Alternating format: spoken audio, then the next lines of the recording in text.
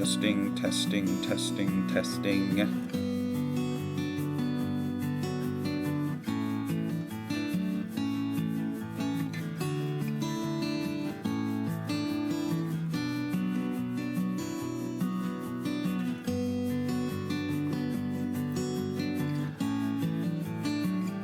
What? How long is the delay?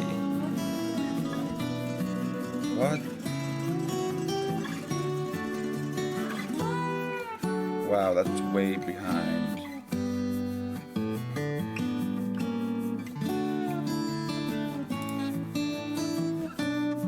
So it's 6:30 on that. It's like 34 seconds behind. I have it on ultra low latency. I don't understand.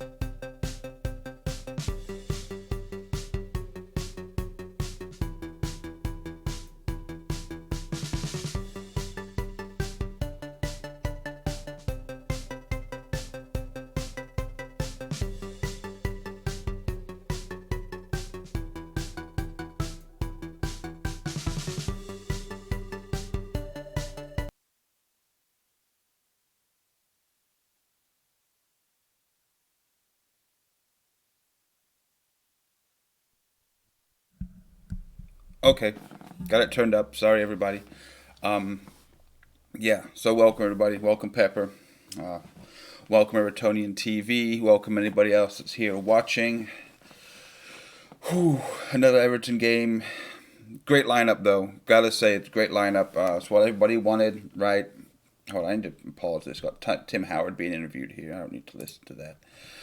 Um, yeah, I turned it up. I always have to have it turned down because I'm always moving stuff around. But we're here.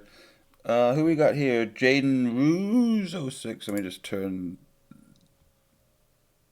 Okay, everything's sorted now. So let's go back to here. Let's check the frames. No frames dropped. The bit rate's good. The source is excellent.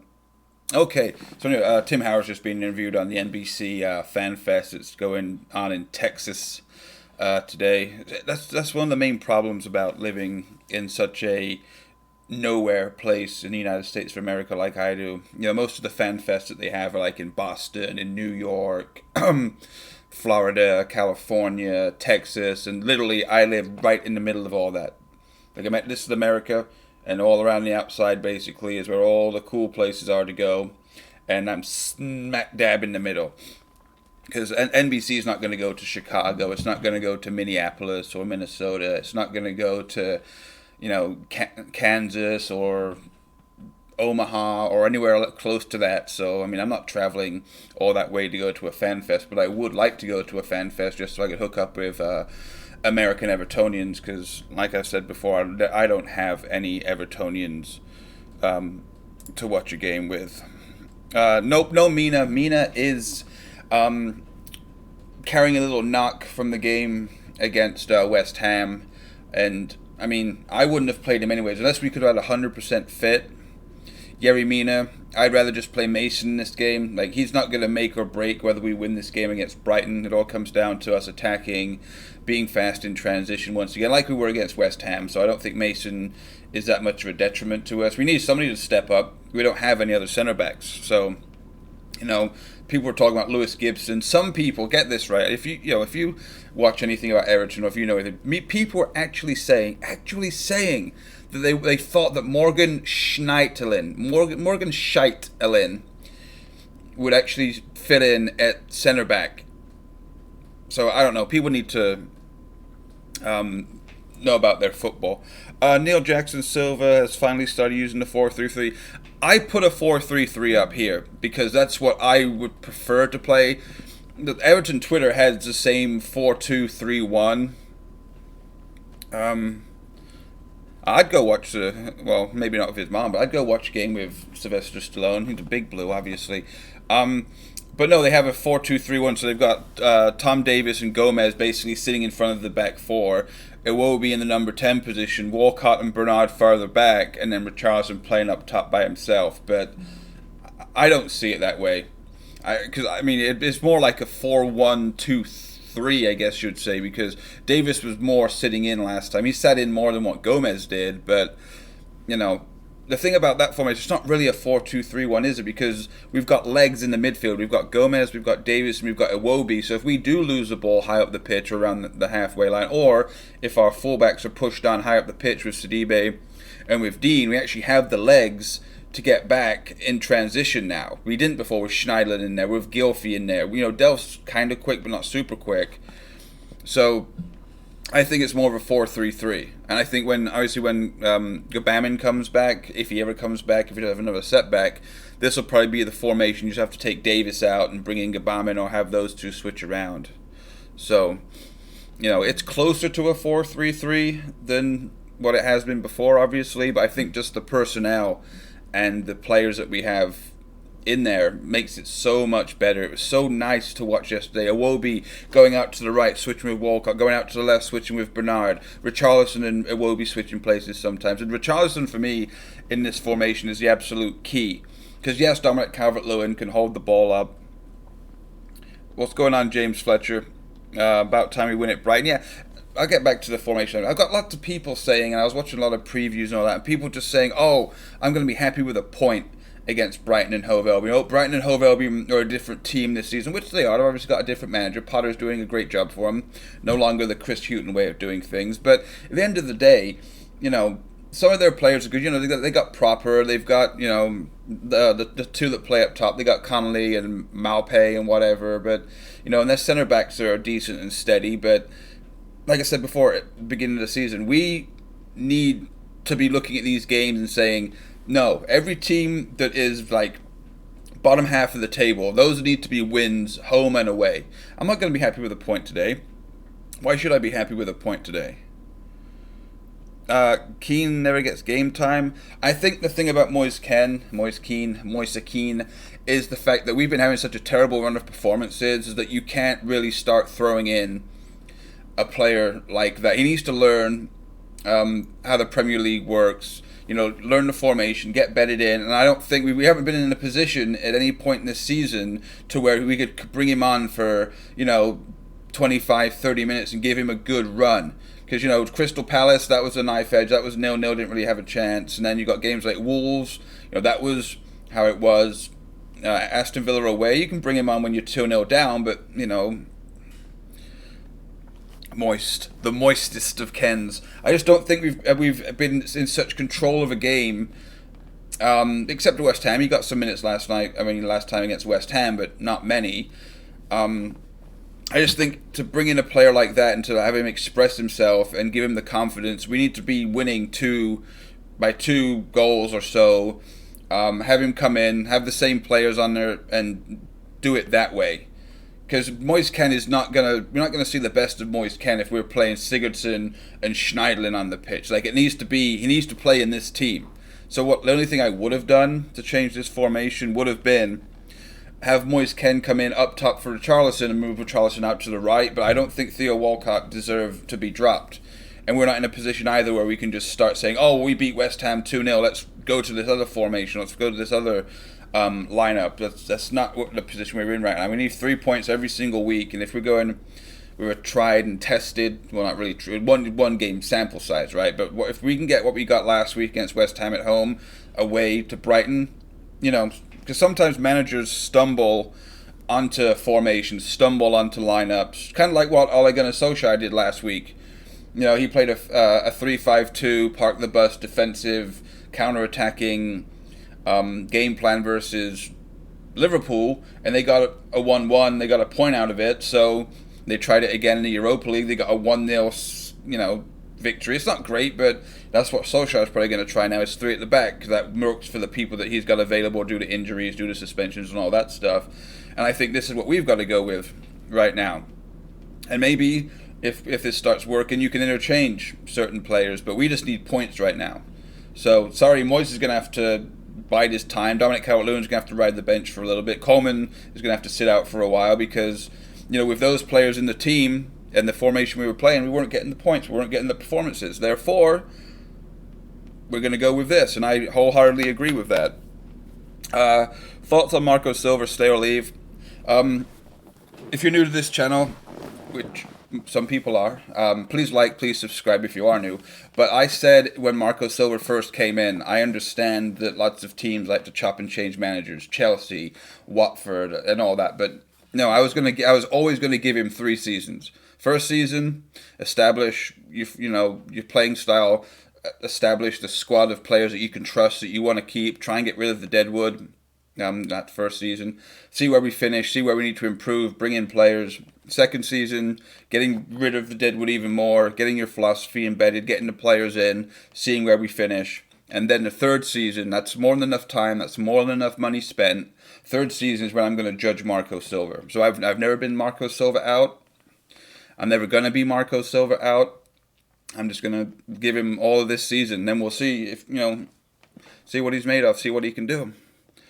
3 points would be a big boost. Yeah, I mean, that's not the bad thing, but the one thing I'm going to start noticing, and you can look at past results, right? But you can't always say, oh, well, if we'd have won here, if we'd have got points here, da-da-da. I just don't want it to come down to the end of the season again, like last season, where we were on the brink of getting to that Europa spot in that 7th place, and then you do something, we bottled it, and lost 2-0 away to Fulham. We bottled it and drew 0-0 with Crystal Palace last season. We bottled it and gave up 3 goals when we were 2-0 up against Newcastle. And you look back and go, those 3 points, any 3 points out of those three games would have got us into Europe. I don't want to sit there looking at this at the end of the season and us missing out on fifth or sixth or seventh or something and saying, oh, well, if we'd have just beat Villa, if we'd have just beat Sheffield United, if we could have just beat Bournemouth and all that stuff. Because, I mean, we've left at least 10 to 12 points just sitting out there right now, just stinking, decaying in the sunlight at the start of the season. So we just need as many points as possible, and I don't really care how we get them right now. Oh, Thomas Murray, welcome. Haven't seen you here before. Maybe I have, maybe I haven't. But no, I'm exactly with you. And that's, I said last week when I like to go through Reddit, I like to go through Twitter and see where the trolls are at. And, there was one person that got on there and said, hey, okay, where's all the Gylfi Sigurdsson haters now after he scored the goal? And I was trying to explain to people, it's like, I don't want 1 minute of quality in a game after coming on in the 90th, in the 89th or whatever minute, having fresh legs, being the most, fresh person on the pitch, skinning Jack Wilshere and scoring a worldie, doesn't make up for the fact that for the first 8-9 games of the season, you've been absolutely shocking, absolutely shit, haven't created anything, haven't been anywhere close to as direct and as dynamic and as incisive as Alex Iwobi's been. You haven't scored a goal for us, Siggy. You haven't done anything of value. You scored in the Carabao Cup, yeah, granted, but people said, oh, well, Sigurdsson should have started. Look at that. No, he's good at 30 seconds to 1 minute of quality per game. Alex Iwobi was 90 minutes of pure quality. Yeah, he lost the ball sometimes. Yeah, he made some bad passes and dribbled with it too many times, but at least he was expressing himself. And Alex Iwobi being in there was so much better than what Gylfi Sigurdsson offers. So no, Gylfi shouldn't get to come in just because he scored a worldie. No, these are the best 11 we have right now. And unless any of them have a stinker, any of them have a horrible game, this is what we should go with for the rest, for the foreseeable future. End of.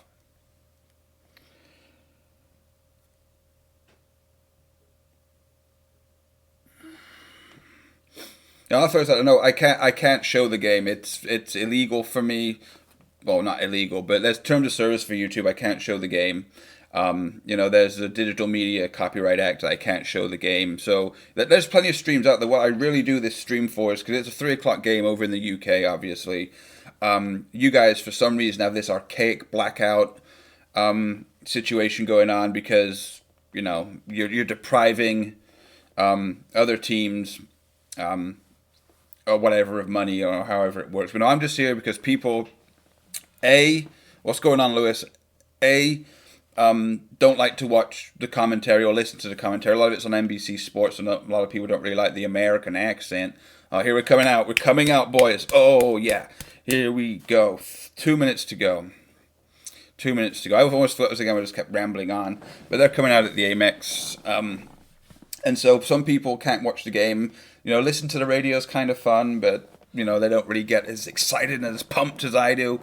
So I'm just here for the people that either don't like commentary and watch the game, or can't watch the game, don't want to listen to the radio, or they just enjoy the Mr. Rogers personality and take on things. So that's about it. Oh, we got two Lewises in here. We got Lewis EFC and Lewis Hupton. 2-0 to the Blues. Oh, you think we're going to keep a clean sheet?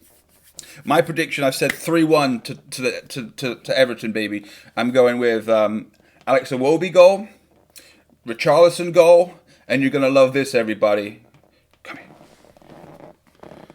Oh, for God's sake, what's going on?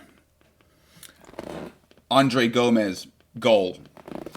Possibly a screamer, but it's going to be some. If Andre Gomez scored, it's going to be something of magnificent quality. Let's just say that. 2-0, we got 2-0. Yeah, I do play fantasy football, and you'll be happy to know, or maybe not, I did start Jamie Vardy last night, or in my fantasy team this week, so already got 20 points in the bag there from Jamie Vardy.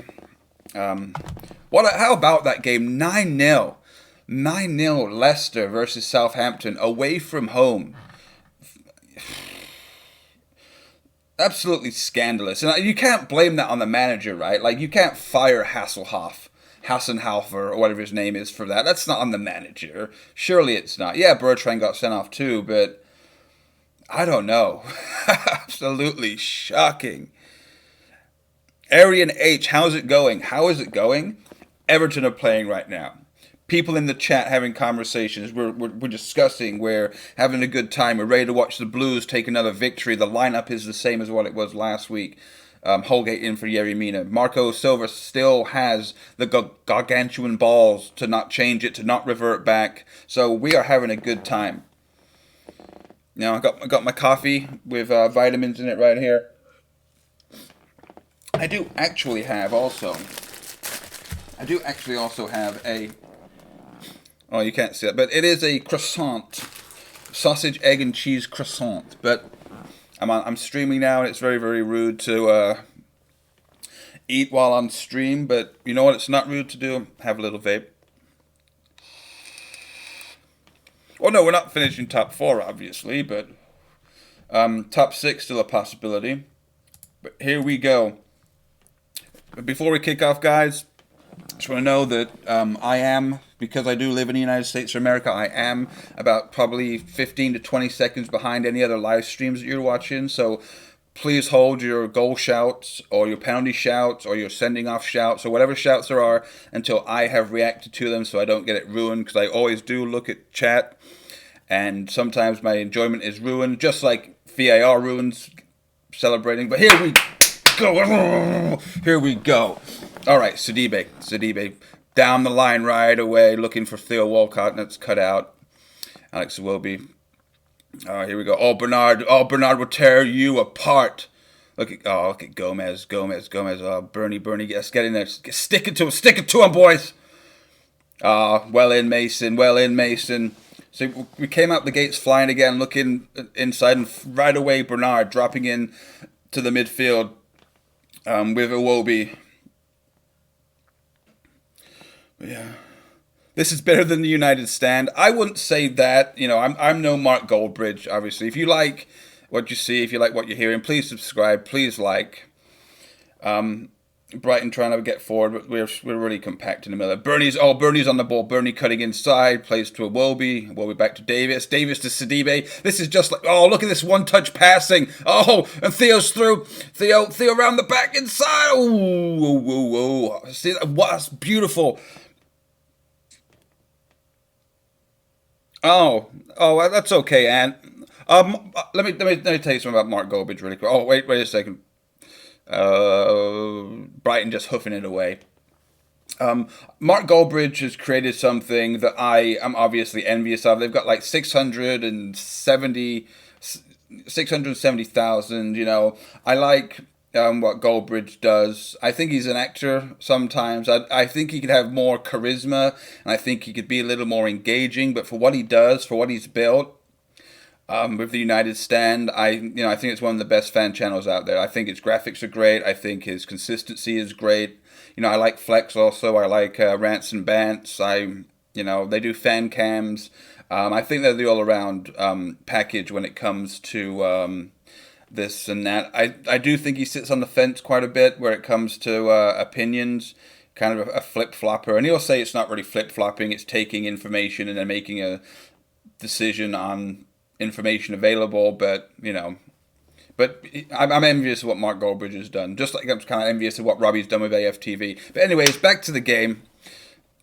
Richarlison trying to get away. See, this is what I really like about this lineup. Richarlison has already been on the left and the right and the centre. Bernard's already been on the left and in the centre. Iwobi's already drifted out to the right and Walcott's already cut in. Like, the fluidity and the excitement of this, and the defenders do not know what they're getting. The defence cannot just sit back in 2 banks of 4 like they did against our other formation, our other lineup. It's so exciting.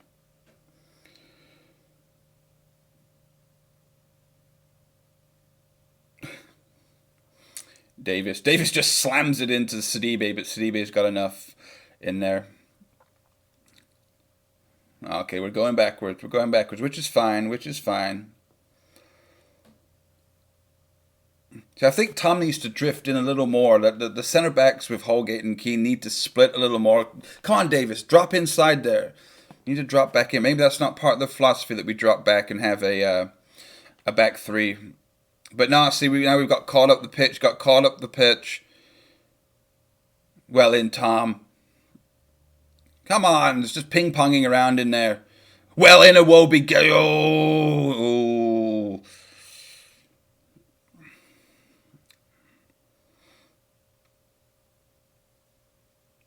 Well in Luca Dean. Luca Dean, yeah.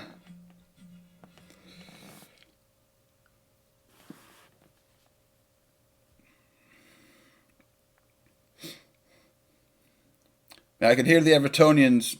Hear the Evertonians, baby. We've already silenced the Brighton fans. That's one good thing. That's one good thing. Lewis Dunk almost got caught on the ball. That's never.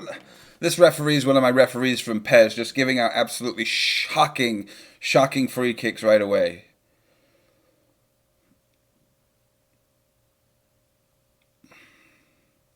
You know, one thing I have to say about Graham Potter is I think he should probably brush his hair. He's. Oh, I know we need to be wary of Conley. Don't worry, I know about Conley and I know about Mape too. Yeah, decent. Oh yeah, Digne is captain. Wonderful. When Seamus was out or Seamus went off, and I saw that they gave the armband to Sigurdsson the first couple of games of the season. I just spat on the floor pretty much. Like Sigurdsson is not a captain. You know, not captain material. Luca Dean, however, is absolute captain material. Oh, beautiful. So this in to out is beautiful. Go on, Theo. Theo to Richarlison. Richarlison back to Sidibe. Sidibe to Wooby. Faster. Let's go. Faster. There we go. Gomez. Beautiful tight control by Gomez again. We're just passing it around here. Passing it around. Really congested in the center of the park, though. We got to do something about that. Really congested. Attaboy. Theo flicks it through. Oh, yeah, it's just congested in there. This is a game that we need to start going out to the wings, out to Bernard and Digne, or out to Sidibe and Walcott, and just make them spread themselves.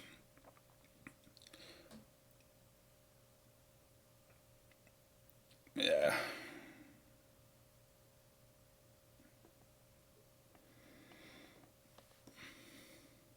Sidibe, have my baby. Sidibe, have my baby. That's a chant. I just made it up. But yeah, Marco Silva always looking fresh, hair's done. He's got the it's raining today, so he's got that. But Potter just looks like he's, some fucking bum that just walked in off the street and got a coaching job. A little professionalism as a manager, as a representation of your club, can't really go that far. He almost looks as bad as Koeman did before Koeman was on the way out, with the unshaven, scraggly, and the not combed hair, and the suit that doesn't fit, and all disheveled. Like, a level of professionalism is expected, in my opinion. Maybe not. I wouldn't say he's really poor defensively. I'd say that he's not the best player defensively. But, neither is Luca Dean. I think it's what they offer as an out ball and going forward that we should really, really be focused on. Because the way that we want to play, we don't need... if we had Aaron Wan-Bissaka is a great defender, but I wouldn't have him in my Everton team because I don't think he has enough going forward. So if we wanted to have a super, super tight defense, that's one thing. But... I'm more interested in what Sidibe and Luca Dean can offer going forward and their technical abilities rather than any type of defending. Because football's changed a lot for, you look at Alexander Arnold and other dude, Robertson. They're not the best defenders in the world, but they certainly give something to the cause. Oh, beautiful play. Come on, Iwobi. Everyone's touch is just a little bit off right now.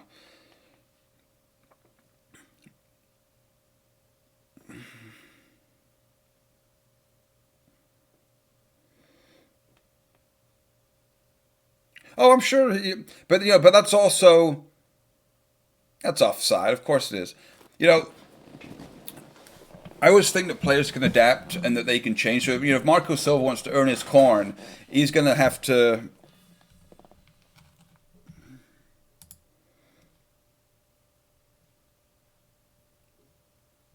Oh, I mean, I'm not saying that they're, awful defenders. I'm just saying they do a job defensively. They're not going to be, put, stats and all that. They're not going to be super high when it comes to, what, true defenders are supposed to be, but what they offer the team, they're team players.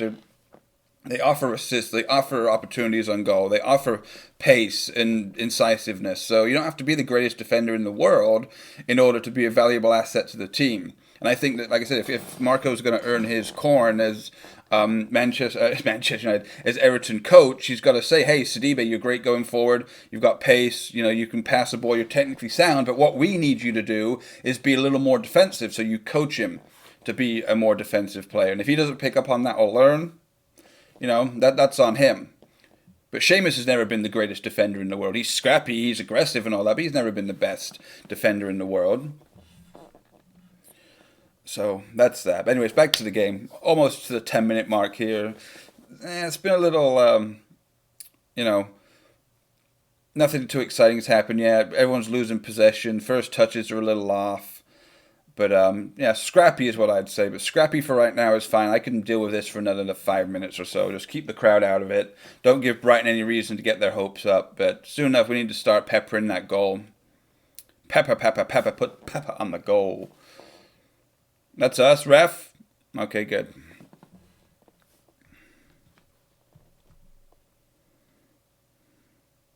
I mean, I'm not going to start taking individual errors and that one time this one player did that, because if I did that, I have to say that Gylfi Sigurdsson is an outstanding great player because he scored that worldie last week. He's not. He doesn't deserve to be in this team. That was what some people's arguments were last week. Look what Sigurdsson can do. Look what you can do. And yeah, look what Sigurdsson can do where he's the freshest player on the pitch. West Ham's defence is tired. West Ham's trying to push up the pitch and leaving lots of space in the middle. Yeah, of course Sigurdsson can do that. But I'm not going to say he's a world-class number 10 just because he can do that. That's a one-off. From the majority of the time, and on average, he's shockingly shit. Oh, I mean, Trent Alexander-Arnold's better than Wan-Bissaka. I'll give him that.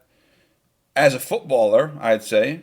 If you're going on pure defense, well, he's offside. And, because, you look at teams like Burnley. You look at teams like, who else? Newcastle. You look at teams like that. They need a good, solid right back that is good and wonderful and situationally aware and a defender that has some pace and can get down the wing and cross a ball in occasionally, right? But, they don't have the foot skills, they don't have the technical ability, because that's not what they're in the team for. They're there to defend because Newcastle are going to do a lot of defending. Everton shouldn't have to do a lot of defending. Liverpool, Man City, Chelsea, teams like that shouldn't have to do a whole lot of, playing defensively. Because you've got players that should be able to cover those positions, and midfielders can come back and cover those positions, because you should be on the attack most of the time. You should have most of the possession. So to have, an attacking fullback in situations like this is a lot better for me than if we're trying to play ultra defensively.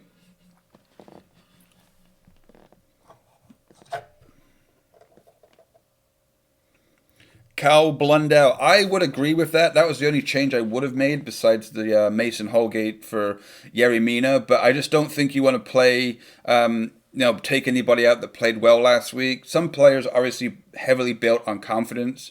And I think if we'd have played Walcott last week, he had a great game. Set up the goal for Bernard, all that stuff. You can't just drop Theo Walcott because he had a lot of criticism from us and from pundits and from writers and all that stuff. And so for him to have a great game and to everybody agree that he had a great game, that you look like a completely different player, to take him out, it's a detriment to their confidence. I don't think the same thing with Sidibe. Same thing with Tom Davis. Like, you have to let good players that played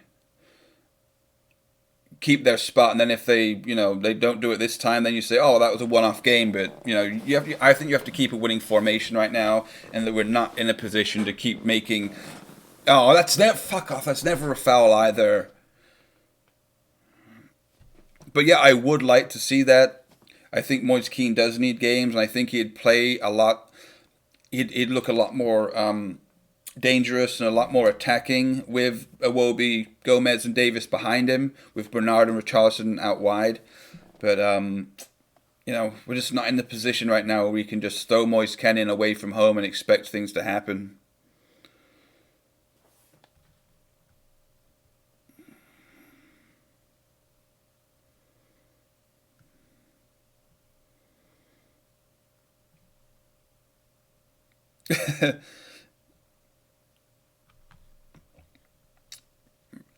Really, they scored from this free kick? So I haven't seen it yet. Like I said, I'm 15 to 20 seconds behind, so goal shouts and all that probably going to ruin my experience. So if I know that Brighton have already scored... Yep.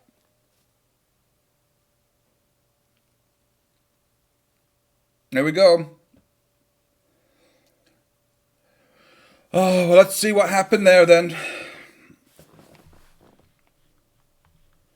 It was a stupid free kick to give away from Gomez anyways. Let's just see this before I update the score. Fuck me, man. Yeah, well, I don't even know what the wall was doing. I don't know what. Look at that. There's a huge gap right there. It goes right through. I don't see what Jordan Pickford's doing. He can't see anything. He's not situated. He's not settled. Fucking Pickford.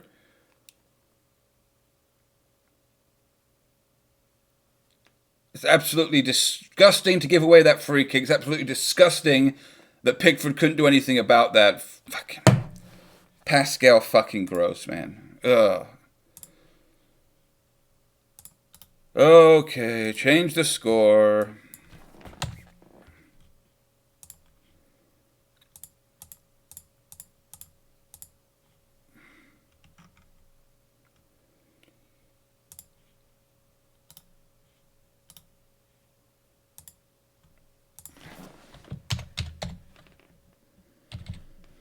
Yeah, I don't know how to do the little umlaut, thingy for Gross's name, so I'm just going to put Gross. Oh, jeez, why would I do that? Okay, so I guess we got to come from behind.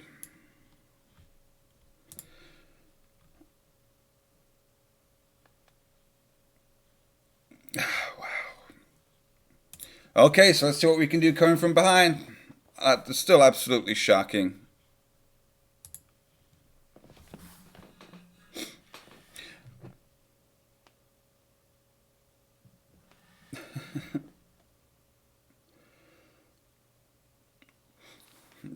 Yeah, so banter in the chat's cool, guys. Just don't make anything super personal or anything like that. You know, a bit of banter is totally fine, but let's not take it too far. Because people are going to be agitated now, especially the Evertonians in the chat are going to be agitated because we just conceded an absolutely shocking, unnecessary goal.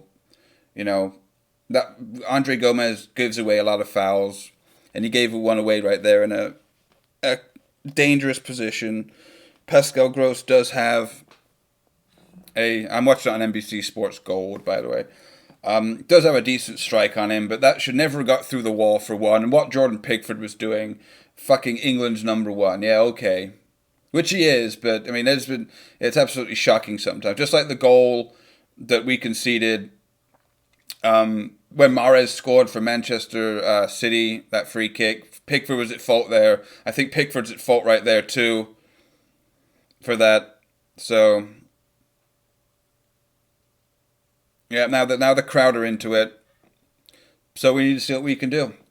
We better not just go into our shell and just start bottling it. Well, that's how it goes, Phoebe Evans. We do dominate most of the time. We do dominate possession. We do dominate chances created and dominate shots and all that stuff, and we just don't have anything to show for it most of the time. So now we need to come back and show that that's not how the game's going to go. Oh, really?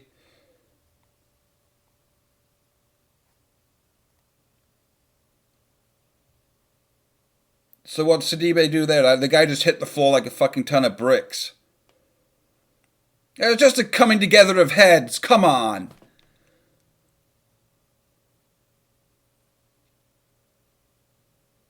Yeah, he wins the ball, but they clatter heads. Oh, VAR's going to have a look at it too. Okay, why don't you just send Sidibe off too while you're at it? Say that was dangerous play even though they went for a 50-50 head. Come on.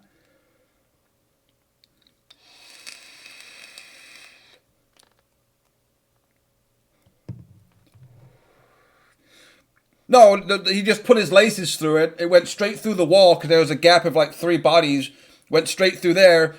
Pickford moved his hands a little bit, and it was really, really close to him. It just went right by his head, and because he wasn't set, you can see when he was behind the wall, he was still hopping up and down and looking by his wall. By the time, Bernard's getting into really good kick there though, almost got in, but no, Pickford should have done a lot more.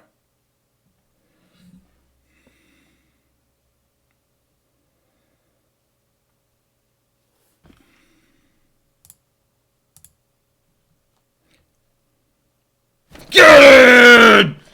Richarlison, baby! Everybody sing! Everybody sing! He only cost 50 million. Okay. Whoa, why?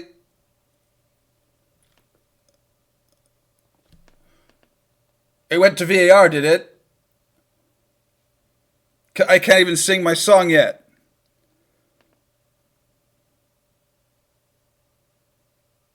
What am I missing here?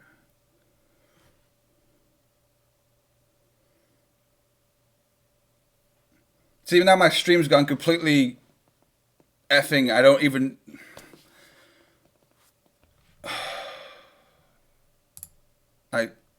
I don't know. I hate this Fubo.tv app. It just freezes up sometimes.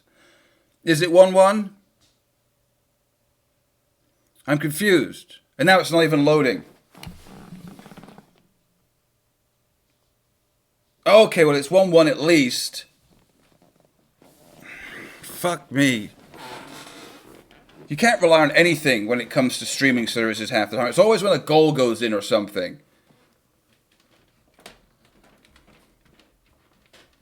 Richarlison. 50 million, Paul Merson. What? You drug addict. Fucking nonce, Paul Merson.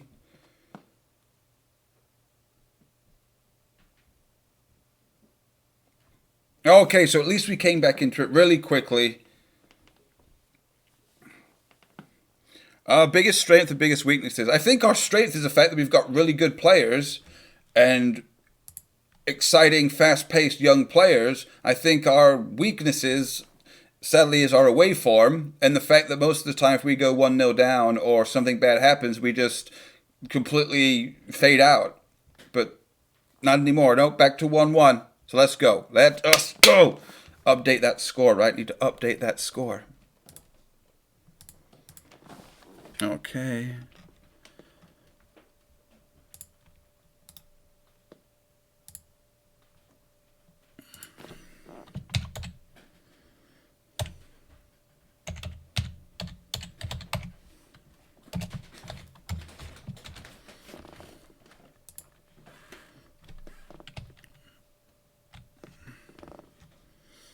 Okay, we're back.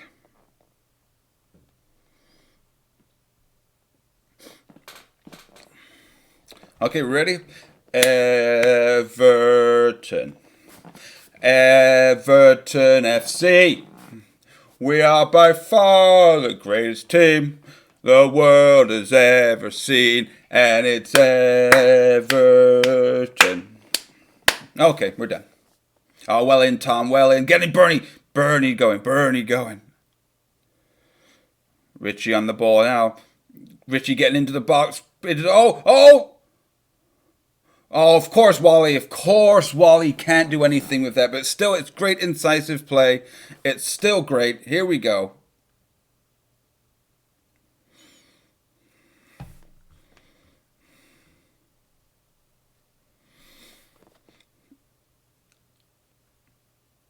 Okay, now they're playing back to their keeper.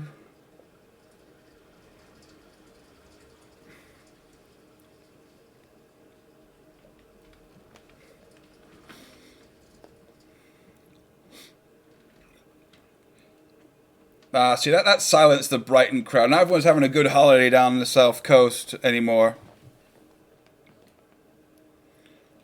How am I so far behind? How is this game so far behind? Yeah, I mean, the only mod I have in here is Everton is the best, aka Ant. So I don't know if there's fake goal shouts.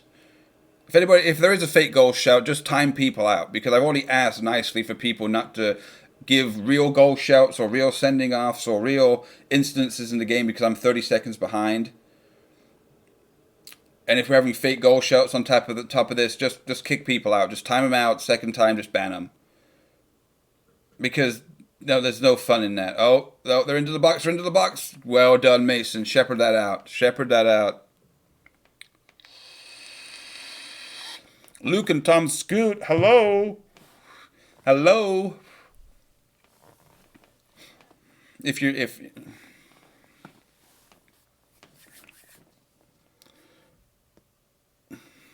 Yeah, so just please no fake goal shouts. Please no early shouts. Because the thing is, I like to enjoy and react to stuff that's going on. If I know there's a goal coming, it's hard for me to actually react to it and be all like, yeah! But if I see it in chat, it's like, oh, we're going to score. And then I just sit here expecting a goal. So if you want real emotion, real reactions, please allow me to enjoy the game. Thanks.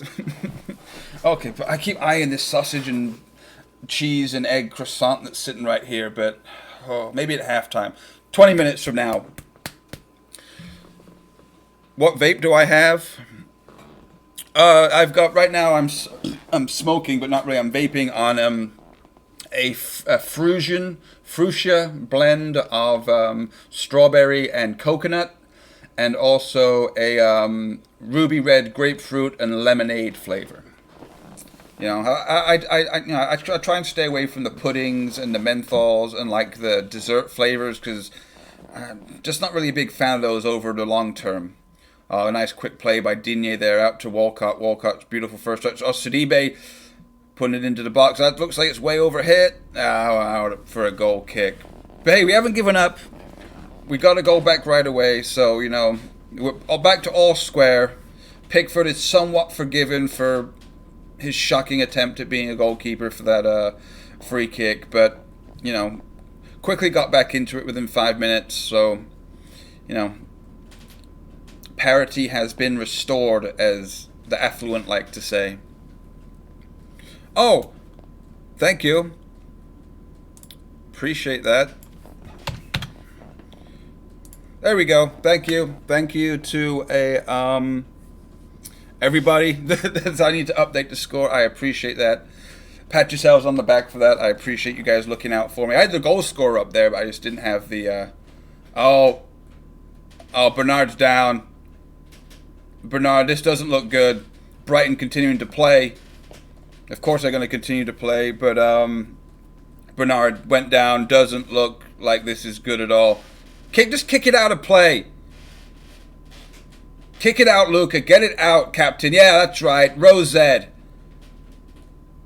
Yeah, Bernard, this doesn't look good for Bernard.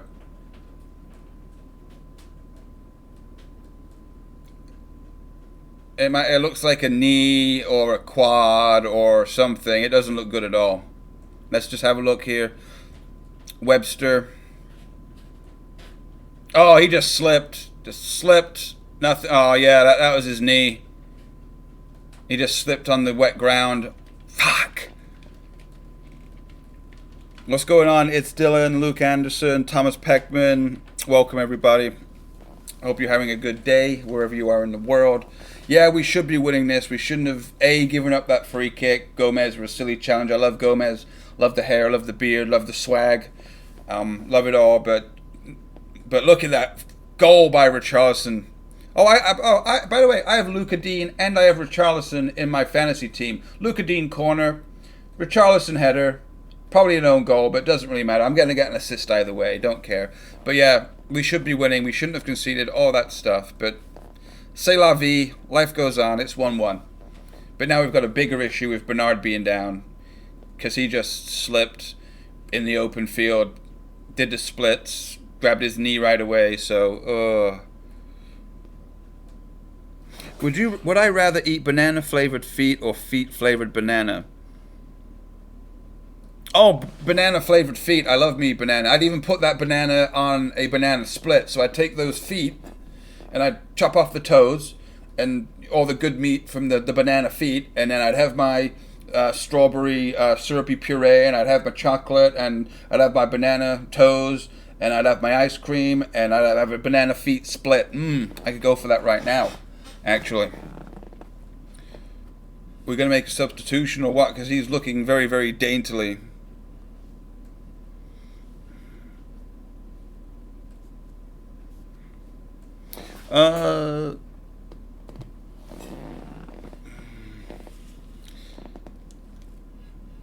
Oh, Sigurdsson's coming on. So what does this mean? Sigurdsson in the middle, and Iwobi's going out to the left. Oh, no. Yeah, it is what it is. Let's just go with it. Hopefully, Gylfi, with playing with Tom and Gomez, can pick up for what Sigurdsson lacks in pace and all that. But he needs to have a great game. This is opportunity. That's a foul on Tom Davis. But yeah, this game's just kicking off. We've had bad goalkeeping, we've had necessary free kicks, we've had great corners with great headers. Now we've got an injury. Now we've got drama with Sigurdsson coming on into this formation where the reason he's dropped because he's not fast enough and mobile enough for this. So, let's just see what we can do. It makes it exciting though, doesn't it? Everton suck. Well, if Everton suck, why are you in here in an Everton channel? Contributing nothing in an Evertonian chat. I mean, you can go do something else, right? But, welcome anyways. Oh, jeez. But, yeah, so it's all kicking off now. Oh, Richarlison just gave him a little shove. This Montoya prick throwing himself to the ground. Absolutely disgraceful. Okay, now ball's ping-ponging around.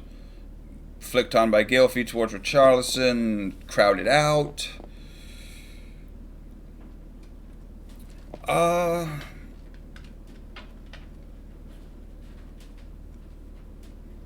Do we look like winning? It's a little early for that, but I mean, like I said, taking Bernard off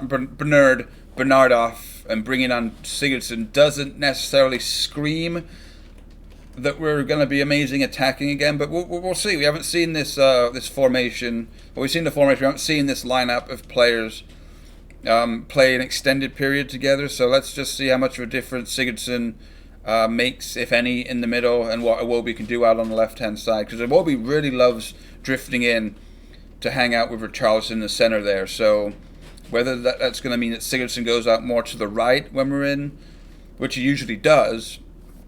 So, we need to have, decent fluidity and people not just standing around hiding. That's what Sigurdsson is really kind of proficient at, is hiding and not doing anything. Sidibe out to Walcott. Walcott, what you gonna do, lad? Sidibe. Oh, you should have continued the run, Theo.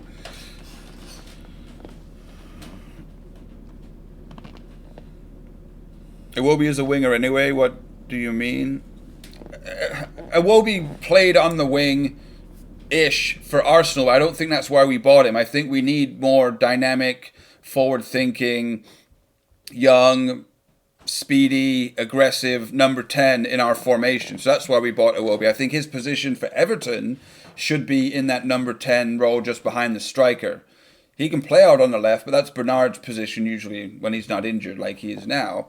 But yeah, just because somebody's played in a certain position for a long time at another club, he's going to be a number 10 for us most of the time. Has to be. Because we don't have anybody else that can play there besides, like, maybe Bernard for what we need. Yeah, I think we'll be... Ray Redmond, that better not be another fake shout-out, so I'm just going to kick you out.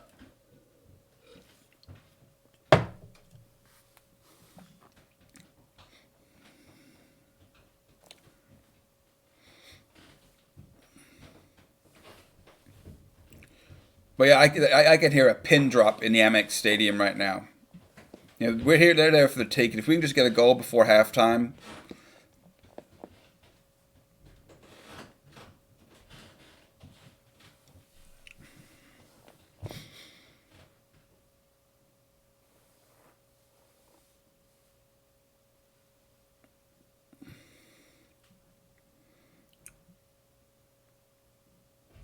Oh, close that down. Close it down.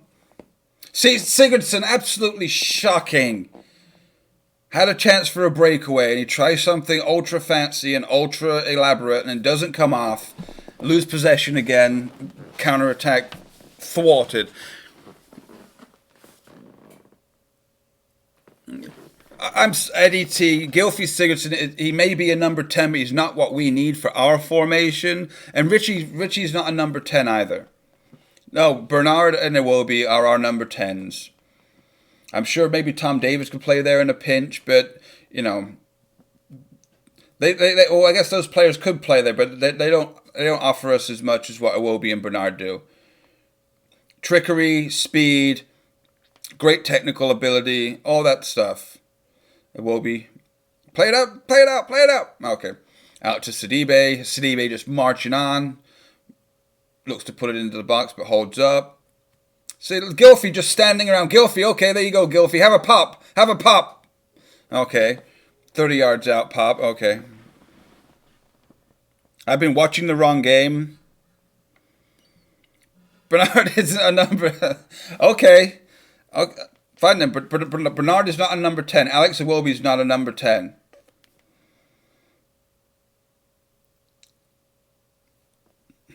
I guess I don't know anything about Everton. Well, so what you tell me then? What does Richarlison offer as a number 10?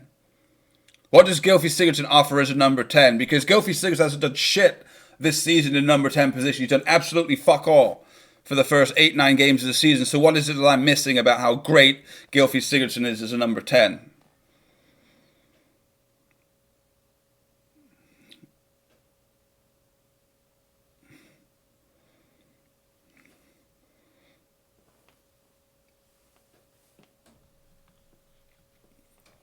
Okay, so 36th minute here. Brighton trying to huff in the puff, but now not doing anything. Quickly, Jordan. Release, release, release. Here we go. Oh, I'm calm. I'm just waiting for people to give me a reason that that Richarlison is a number 10 and why Bernard's not a number 10 and why Sigurdsson's so great in that position. That's all I'm wondering. I agree with Alfie Bull. That's all he can do is shoot and maybe score 50% of the penalties he takes. But, you know,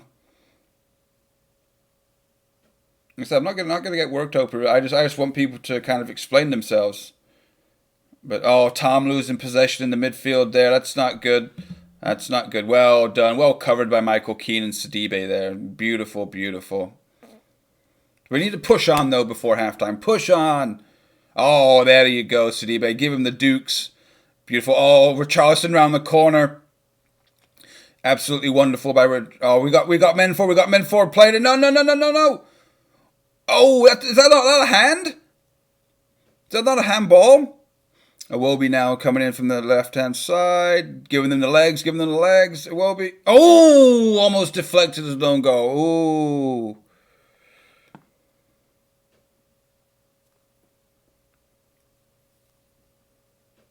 Luis, we do need. I mean, it's just not what was needed from Richarlison. Just not enough stank on the pass. Because we had numbers there. It was 4-on-3 in our favor. Richarlison's final ball just not good enough. But that's okay.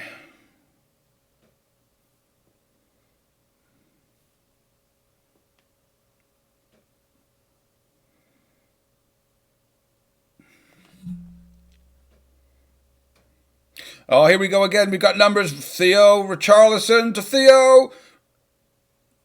Oh, how could we not score any of these?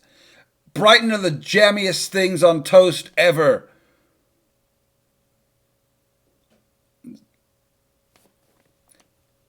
I mean, even these commentators are all the way stuck up Sigurdsson's ass. Oh, he's made such a huge impact since he's come on. Made some good passes. Had one shot on target. He had a P-roller on target.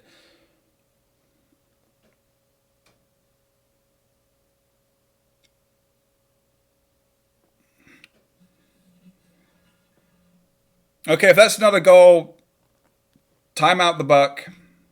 Time him out. 300 seconds. Not having it. Not having it.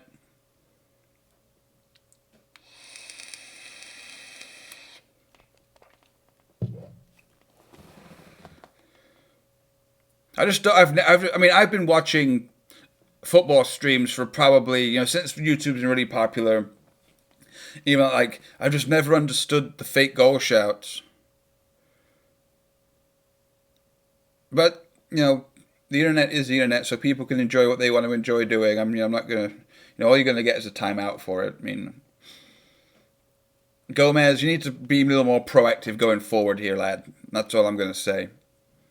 Come on, fast pace. 5 minutes till halftime. Let's get another goal. Go. Come on, Mason. Do something. There you go. Beautiful ball through. It will be. Oh, Richardson let it go through his legs.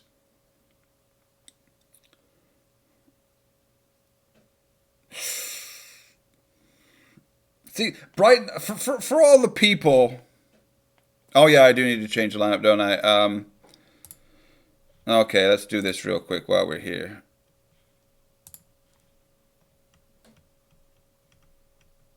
Where's... Oh, God. Okay, let me fix this.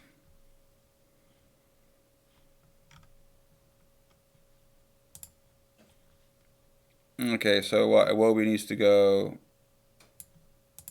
Iwobi needs to go out here now.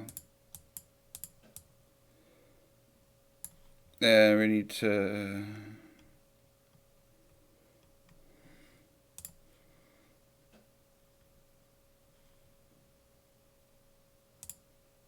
You have Siggy there.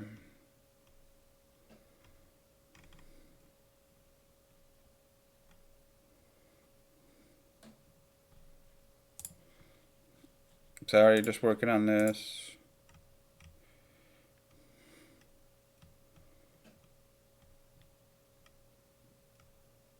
Do I not have Siggy? Richie's offside there.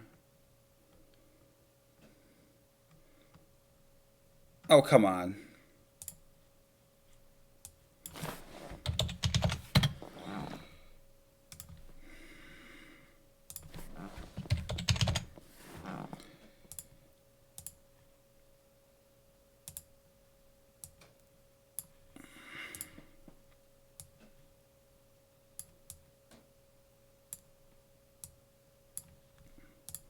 Okay, there we go. All done.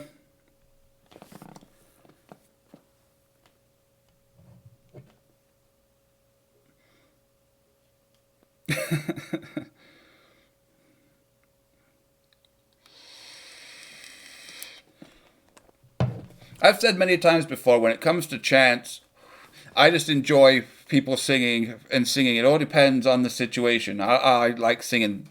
I like the chants that banter other clubs. I like Richarlison chants. I like chants about old players like Duncan or Cahill or, any type of chants. I just like people singing and enjoying themselves. Sigurdsson into the box. That's the corner ball. Whose birthday is it? Whoever's birthday it is, happy birthday. Everybody in chat sing along. Happy birthday to you. Happy birthday. Continue. Happy birthday, dear. Whoever's birthday it is. Happy birthday to you. Salute.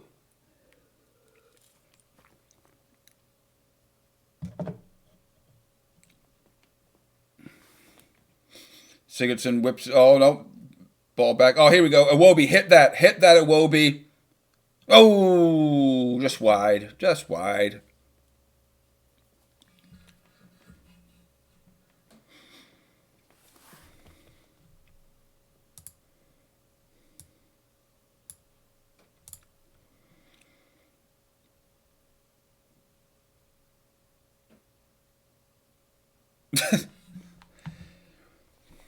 Man, there's not very many goals today. We've got West Ham 0, Sheffield United 0.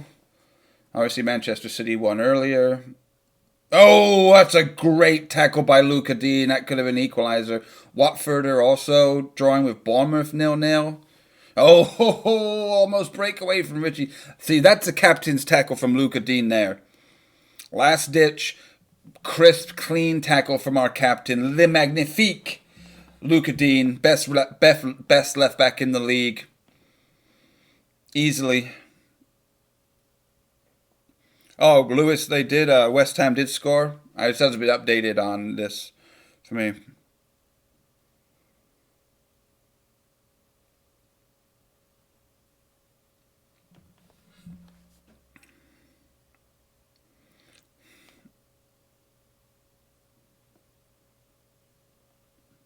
Yeah, that doesn't surprise me. Ooh, we got 4 minutes extra time.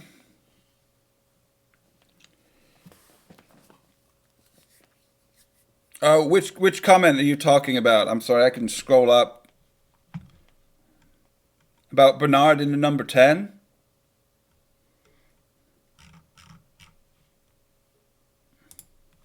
No, I mean, oh yeah, the West Ham goal just updated. No, I agree that he might get bullied around,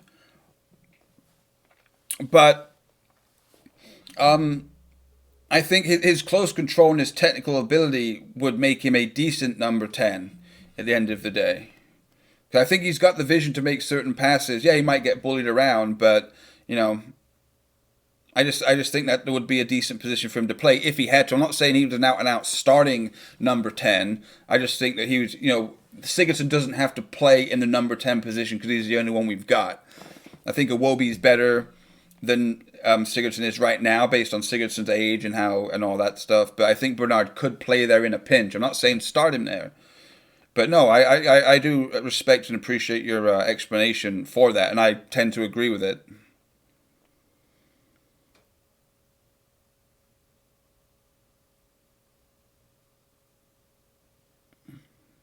Donovan, you're probably right. Arsenal, we all know what Arsenal's deficiencies are, but we're not signing Zaha in January. Why would, that's never going to happen.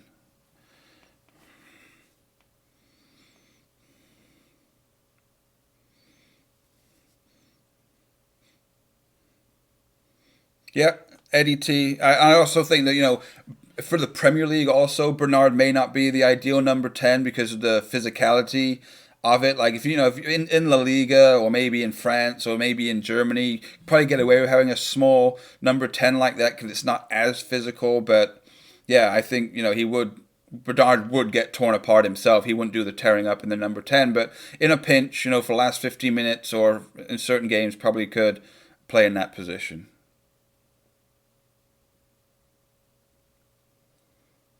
Oh no, Sigurdsson has stuff to offer, but there's only so many games that you can play with barely having any touches, only making one pass a game to the center forward, and everyone says, "Oh, Sigurdsson creates lots of chances." Well, he does create lots of chances from corner kicks and from free kicks. Like his open play contribution is just non-existent. No goals, no assists. Well, one goal against West Ham before the West Ham game. No goals, no assists, hardly. A complete ghost, a complete passenger in most games. So, maybe him being on the bench for that game and now put a fire under his ass, knowing that he's not a guaranteed starter under Marco Silva, knowing that he has to actually work hard for his place, that Iwobi's putting pressure on him week in, week out, and that can bring the best out of him, and, maybe we can see a little more of a contribution well out Pickford. So, yeah, I'm just going based off of the form that I've seen this season. Sigurdsson has not been good enough. Yes, maybe playing Schneiderlin and Delphin behind him, having that three midfield being slow and immobile and not that creative, maybe he just got the brunt of the criticism for that, but, oh, oh.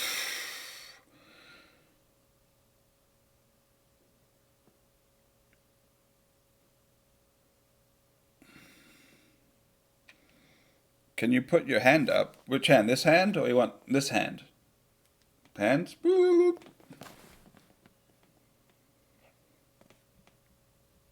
If you like, I do like bananas. I do enjoy bananas, unless that's some meme that I'm missing about bananas, or it's some joke that I understand. But if you're talking about bananas that you peel and chew and are delicious, yeah, I really enjoy bananas. I don't like green bananas so much, though. I do enjoy. I don't like an overly ripe banana with all the brown spots on it because that goo is just not really that great. But if I can get a banana that's in the prime of its ripeness, oh, then we're talking. Okay, that's halftime. Put your hat up, mate. Okay, so halftime, Brighton won, Everton won. I'm gonna go to the necessary real quick, and so I'll be back in about 5 minutes. Talk amongst yourselves. Go have a bevy. Go have a smoke. Go do whatever you gotta do, and I'll return and give some thoughts on the first half.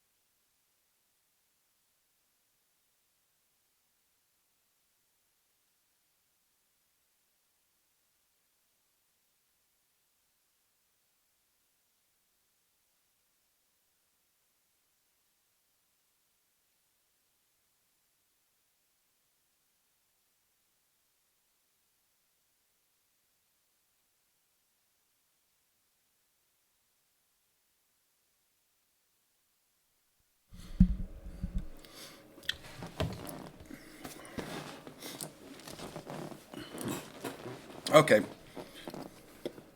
Oh, they got a little baby.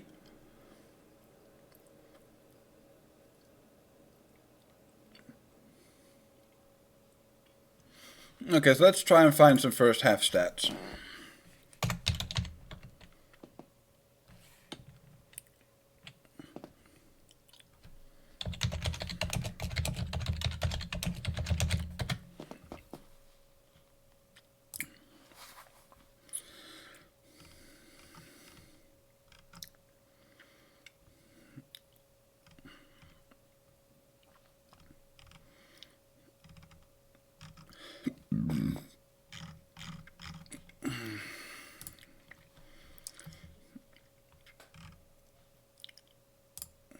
Okay, so if I click on this, let's see here.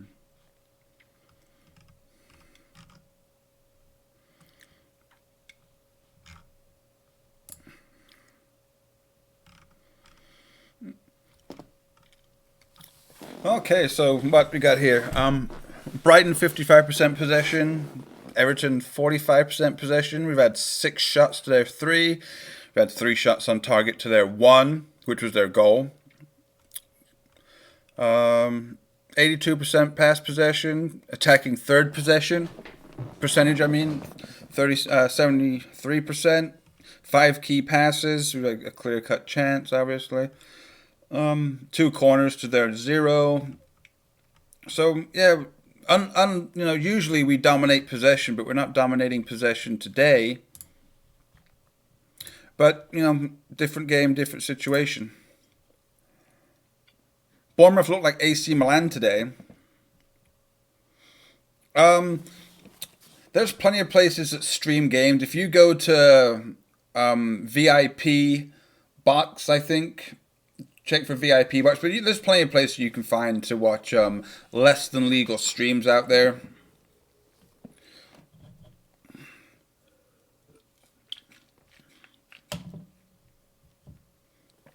What type of music am I into? Um, well, because of my age, but I mean, I'm one of those people that kind of settled on music probably like 10 years ago once I decided what I like. I mean, it all depends. I'm not like a big fan of a certain genre, and there's not really a genre that I don't like. There's certain types of decent-ish rap out there, but I think for me, I'm a big hard rock metal guy, so I like my Metallicas, I like my Guns N' Roses, I like my Panteras, I like my AC/DCs, but then also I really enjoy bands like Queen, like ABBA, bands like Nightwish. There's all types of stuff, and then there's even I don't like modern day crap rap or any of that stuff, but I do enjoy my rap from like Wu-Tang Clan and Nas and Biggie from back in the day, Tupac. And there's also some country music that I enjoy. I enjoy some Johnny Cash. I enjoy some, Waylon Jennings. So all different types of music. I just enjoy music for music's sake. But I just think in the past 10, 15 years since GarageBand and all this stuff, I just think there's been some really, really shockingly shit, unoriginal music that I just can't stand listening to. So it all depends on what your age is. Like my age, I mean, I really like Led Zeppelin. I really like, just old school, like, I'm not going to call it the best music, but, there's just stuff, there's nothing that really gets me these days that people come out with. Like, if you try and compare, like, like Wu-Tang or, Ice Cube, Snoop Dogg, you know, all that, and then you try and compare Drake to them, or you try and compare, you know, I don't even know what any of the rappers' names are these days, but it's just all auto-tuned, messed up crap to me, to my ears. Not saying that it is. They've made their millions. They've sold millions of records. They've got big Instagram followers. They got all the type of money coming in, but it's just not for me. It's just too diluted, and most of the music sounds fake these days. A lot of people. I love Wu-Tang Clan. You ready to go put my Wu-Tang hat on? I got Wu-Tang hat. I got Wu-Tang shirts. I got all Wu-Tang gear here. I do indeed. Like I said, I just, I try and look for, bands but everything just sounds, like bands try and sound like Led Zeppelin. Bands try and sound like Metallica. Bands try and sound like Queen or David Bowie or Elton John. Like, people are just trying to sound like something, and it's not as good. And I don't think people believe their music anymore. Like, you can make a song on GarageBand, you can make a song or a beat. You can make a drum track, and you can play a guitar riff, and you can make a bass line, but you don't even know how to play them. You just put them into a computer, sync it up, put in a time signature, and the engineers put it together. And then you get up there, you sing into a microphone, and then you auto tune it so it makes it sound like you can sing, and you make a whole album without being able to play an instrument and without actually being able to sing. Then people go on the road and do live shows, and they're absolutely shocking and terrible because people have no stage presence. They have no idea how to work a crowd. They have no idea how to present themselves or put on a show. They're just completely, manufactured crap, in my opinion. Oasis, yeah. But back when I lived in England, Oasis, Blur, Fuel, lots of bands that I could get behind. Music's one of those things, kind of like that I would never criticize other people for because I think that music is so powerful. I think music is so powerful that you can never tell what song is going to grab you or bring out a certain emotional reaction. So if to me, just picking some general songs, like I really enjoy songs like if aliens came to planet Earth and they said, "Oh hey Ben, what is music?" I would have them listen to songs like Stairway to Heaven, like Bohemian Rhapsody, like Master of Puppets by Metallica. Great examples of songwriting, of music, of how to incorporate different time signatures, all those different things. Like, but if something by Ricky Martin, like if "Living La Vida Loca," if that gets you and it makes you happier or gets you out of bed and makes you do good things in the world or makes you get up and go to work, that's all good. Some people like Post Malone, like I said, some people like Drake, some people like Kanye, some people like Greta Van Fleet, or some people like Imagine Dragons or whatever. Maroon 5, whatever it is. If it gets you up and it gets you excited or reminds you of a great relationship or a great time in your life, I'm not going to slant anybody for their musical taste. I'll say that I think it's crap, but I can't determine what other people hear through their sensory perception, because it's the ear and the brain that says that something's good, right? Like, I can't stand Pink Floyd. Let's just get that out of. I don't understand Pink Floyd. I don't like the guitar sound from David Gilmour. I don't like anything about Pink Floyd, but I can understand that they were great. Same thing with Jimi Hendrix. I can appreciate him as a guitarist. I can appreciate him as an artist, but I just don't like the way he played guitar. I don't like the lyrics. I don't like the whole vibe that was around most of his music. But I can appreciate what he did. But there's no way I can convince my brain that "Hey Joe" or any other songs by Jimi Hendrix they're not pleasing to my ears. Kendrick Lamar, for example.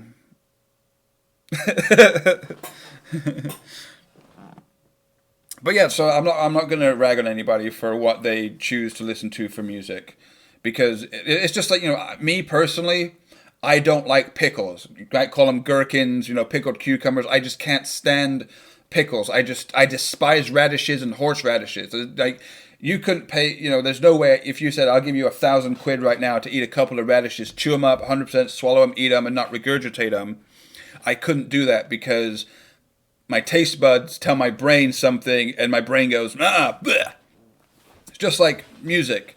Maybe I could get drunk enough or high enough or sedated enough that certain music would sound good to me, but that's just not the way it is. It's all on how everything is perceived. So maybe people perceive certain things a different way. That's just their brain synapses going off. So, But anyways, so Everton, what's trip hop? They're like dubstep with lyrics that you take when you're on acid.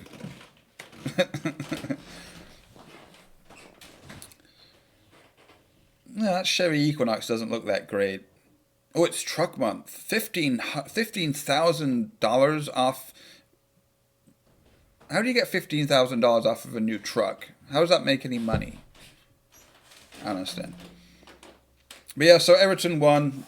Brighton won. Alfie Ball, no, I play PES. I do play the Pro Evolution Soccer.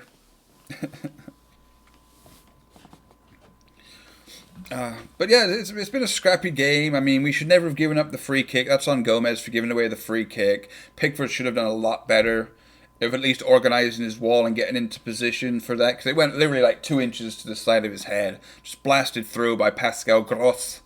And then we went back down the other end, got a corner. Richarlison, great ball in from Luka Dean. Richarlison gets his head on the end of it. It's an own goal to some Brighton scrub, and it's 1-1. Bernard had to go off. Looks like a knee injury. Hopefully it's not like a ligament or a tear or anything horrible. But Sigurdsson's come on, so you've got the formation that we've got now.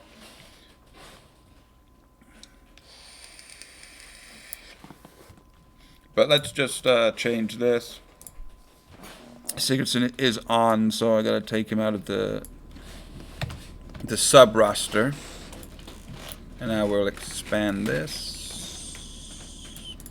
Okay, there we go. Now we're about to kick off the second half. Wow. 8 subs today already. Thank you guys for subbing. I appreciate that. We're at 718. Leave a like, leave a subscribe. Tell your friends. I'm also on Instagram. I don't post that much on Instagram. I don't really do that much content on YouTube usually because the hectic, chaotic stressfulness of time constraints for my job and all that stuff. But I do what I can, but I'm always here mostly on the weekends for the watch-along. So thank you for everyone that's in here in the chat, whether you're an Evertonian, whether you're a Liverpool supporter, Arsenal supporter, whatever you support. Just thank you for being here, showing support, and hopefully I'm doing a decent job of keeping you guys entertained.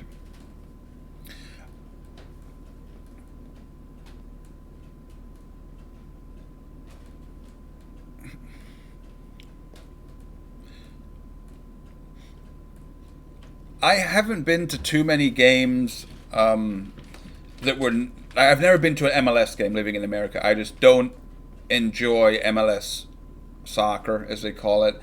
And this sounds sad, but I've been here. I've lived in America for 21 years now, and I still can't stand the way Americans do their sports. I mean, if you go to a football game, American football that is, baseball game, any type of game, like all it is about getting absolutely hammered and just not being there for the game. It's basically being there for some big drunk fest, and it like everything else in America, it just all seems manufactured and artificial, and the games are so long and the commercial breaks are so long, and I just don't enjoy sporting events in the United States of America. Last time I went to an actual footy game was when Everton were on pre-season under Martinez. I went to some of the games there, but other than that, no, not since I left England. I haven't been to very many footy games. I checked out the local team. They're called the Des Moines Menace. They're like a fourth string tier club around here, but no, it's just not the same. Yes, I have been to Goodison, but it was a long, long time ago. Like I said, I've lived in America for 21 years now, so I went off and on for 5 or 6 years, from like 89 to 96. So about 7 years I went to Goodison off and on, because I lived in Swindon originally, down in Wiltshire, and then I lived in Derbyshire.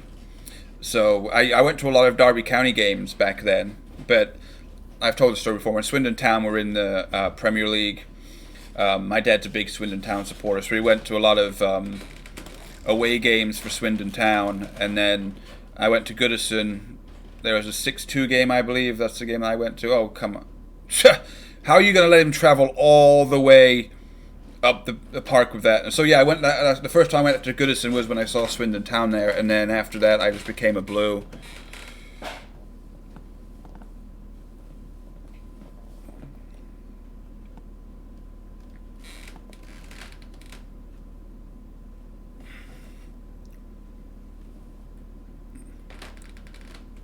Yeah, American sports are all about winning. You always have to have a winner. And then the biggest problem, people say this is contentious too, but I really can't stand a sport where there's no punishment for being shit, right? Like the NBA, if you finish bottom of if you're the worst team in the NBA, if you're the worst team in the NFL, you get the number 1 draft pick of the players coming out of college or that are entering the drafts. You don't get relegated. You don't lose any money. You don't lose any sponsorships, because people honestly don't give two shits about the results. You look at some NFL teams over here, like the Cleveland Browns, the Detroit Lions, the Oakland Raiders. They haven't won shit for the longest time. They usually have, a bad season. They usually win 2 games, lose 14 games. But yet, stadiums are sold out. Season tickets are sold out. Sponsorship money comes in. There's no punishment for being shit in the United States of America when it comes to sports. And I can't stand it. There's no relegation, there's no promotion, there's no anything. And so I just don't know get where the incentive is to actually do anything. But Montoya just bringing down Luca Dean there. I don't know if that was really a foul. He get a little tug on the shirt. Oh, he left. That should be a yellow card. He just left that leg dangling. Come on. Come on. Eddie T, yes. That's why I was saying that Yerry Mina, even if he was 95% fit, should not have played against Brighton. We need Yerry Mina for Watford in the Carabao Bukake Cup so that we can actually have a decent cup run. So if our league form isn't the greatest, or after the season that we've had starting, Luca Dean crossed into the box. Oh, close from Tom Davis, but they go out for a corner. But yeah, we need to have a decent cup run. Evertonians in the UK, worldwide, deserve to have at least a trip to Wembley, even if it is for the EFL Cup. I don't care. Get the buses ready. Get the bubbly going, get the bevies on, get the balloons going, get the confetti ready. Let's have a day out at Wembley and let's go celebrate something.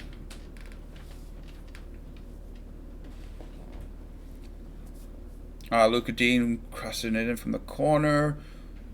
Oh, nothing there. It's another corner. We do miss Yerry Mina on these corners, though. I agree with that, Eddie T. I think he is a lot better than Seamus Coleman. Maybe not Seamus Coleman from 2-3 seasons ago, but from what Seamus has been offering offensively, defensively, and captaincy-wise, no, Coleman shouldn't be back anywhere near the team for a while. Oh! I'm doing a lot. We're having decent opportunities. Gomez tried to flick it on Michael Keane out on the left-hand side now. Come on, Keane, do something with it. You're slowing up the play, lad. Now you just gave it away. Now they're counter-attacking. Well in, Sidibe. Michael Keane just faffing around. Now we're all the way back to Jordan Pickford from our own corner. Fucking Michael Keane. The pass to Andre Gomez on the inside was on right there. But no.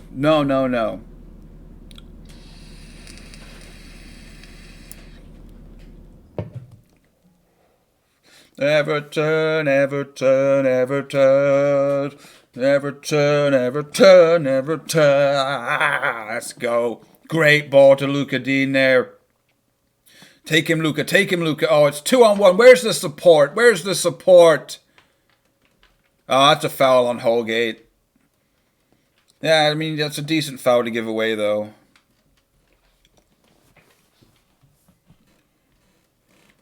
But yeah, I haven't seen this dynamic, fabulous player that is Conley. Mason and Keane are pretty much tied up right now, but that can always change. But if we're going to make any changes, I don't really see what we could possibly do right now.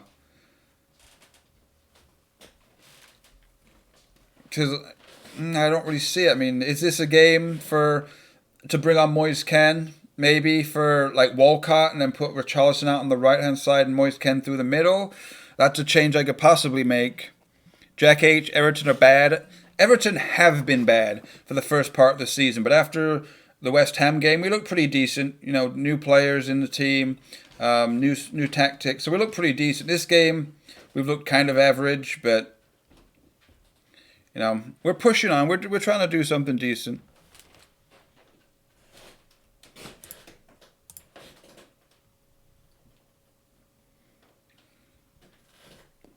So yeah, but no, from overall, yes, we have been bad, and we've been disappointing and underperforming this season. There's no doubt about that. I'm not going to sit here and lie and try and paint a rosy picture. Oh, Walcott's just done him dirty. Oh, another corner. See, pressure. Keep the pressure on. Let's go. We have to get something from all this pressure. They're under the cosh right now. We are in just coming up to the 54th minute. Oh, you're welcome for that 20 million. What about the 40 million for Iwobi? But I don't, maybe you were not too happy that we took Iwobi off your hands. But yeah, we've given Arsenal some corn recently. No problem with that. Allows you to buy. At some point, you might buy better defenders. Oh, my stream's gonna lock up again? What do we do? Score a goal? Because every time the stream freezes for me, we usually score a goal or something happens.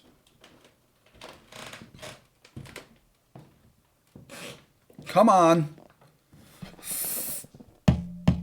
And it's not the internet, it's this fucking app.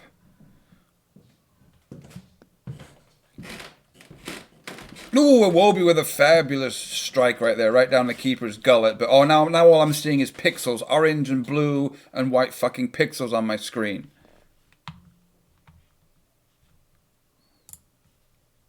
Okay, I guess I'll refresh that then. I just don't understand sometimes with this internet. It's like somebody just, it's like somebody's stealing the bandwidth, but.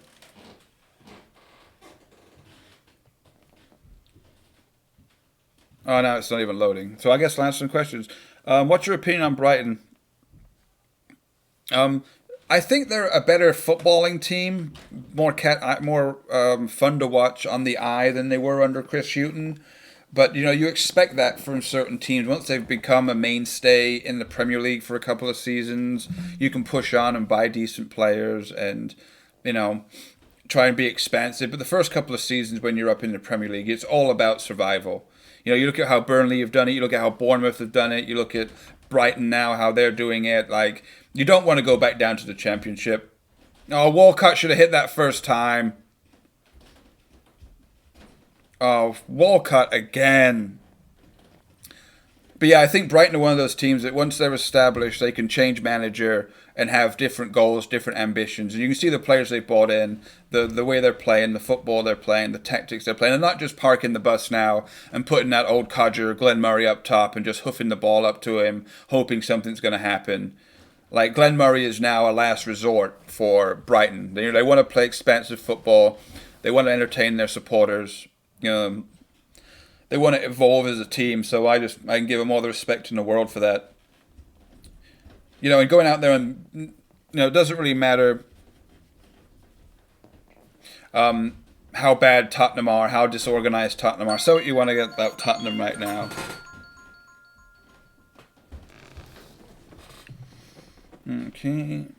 Okay, thank you.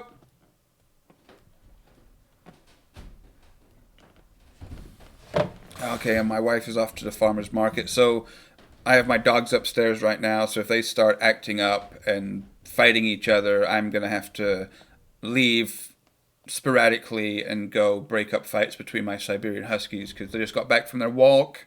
They've just had some of their kibble, so they're probably going to be really, really feisty. And seeing as I'm down here in the den, they're probably going to think that they have a free reign to start fighting, which I think they've already started doing.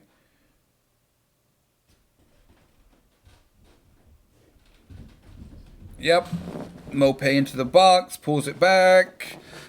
Oh, I hope I don't miss anything while I'm gone. Steady, Sidibe, steady there, lad. Okay.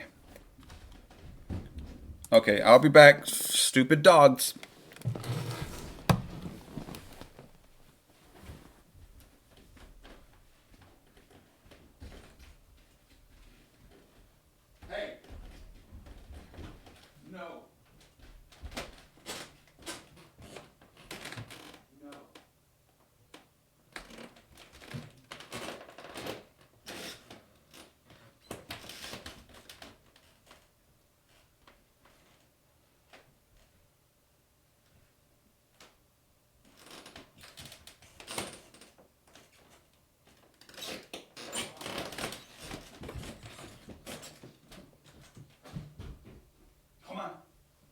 Down here, come on.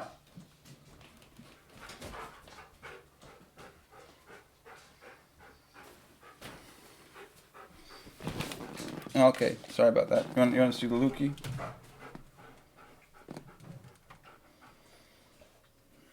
Lukey. You be good boys. I can't see the other one. Oh, there's the other one. There's Kaiser. There's Lukey. Now you be good boys. Be good boys. I'm watching the Everton game. Okay, anyway, back to the game. We're on the attack now. Luka Dean tries to put a ball in, but he gets deflected. Oh, yeah, Alfie, that's actually the tent that my dogs like to sleep in when they're downstairs. My dogs are spoiled rotten. And so, yeah, they do have a tent that they sleep in. It's got an orthopedic soft cushion memory foam mattress in there so they can be comfortable. Kaiser is 6 years old now. He's the bigger one. And my newest one, Luca, right there, is about 3 years old. So, what are you doing, boys? Alright, so we're playing it back. Why doesn't Pickford ever take a touch when we pass it back to him? He's always hoofs it up the park. Well in, Tom! Well in, Tom! That's what I like to see from Tom Davis, baby. Yes, sir. Yes, sir. Long ball looking for Theo. I guess Sidibe all that high up the pitch. Sigurdsson on the outside now. Oh, Sigurdsson! That passes to nobody, mate. Mason Holgate has been up Connolly's ass all game. Who do I think will get relegated? Ooh. What if Watford don't pick it up? Watford are going to get relegated, but I don't see that happening. I can see Norwich getting relegated. Norwich,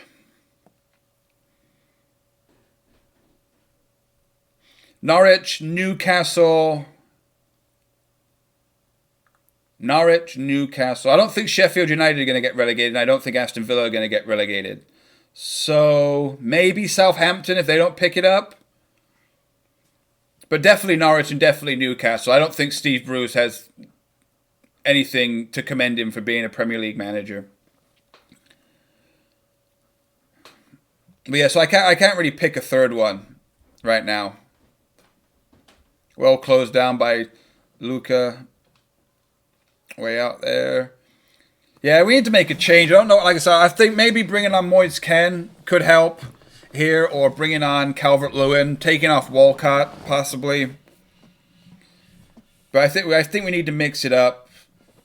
We need to infuse a little something into this, because we're not happy with the point. I'm not going to be happy with the point.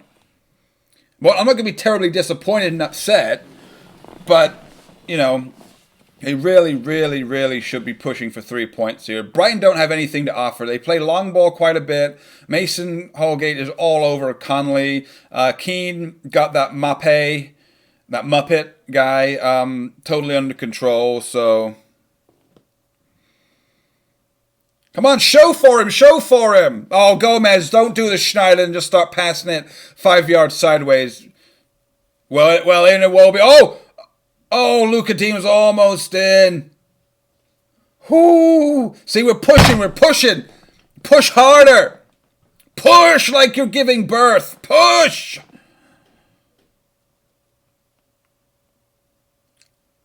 Get in there, star. Yes, Sidibe. Sidibe's having a fabulous game too.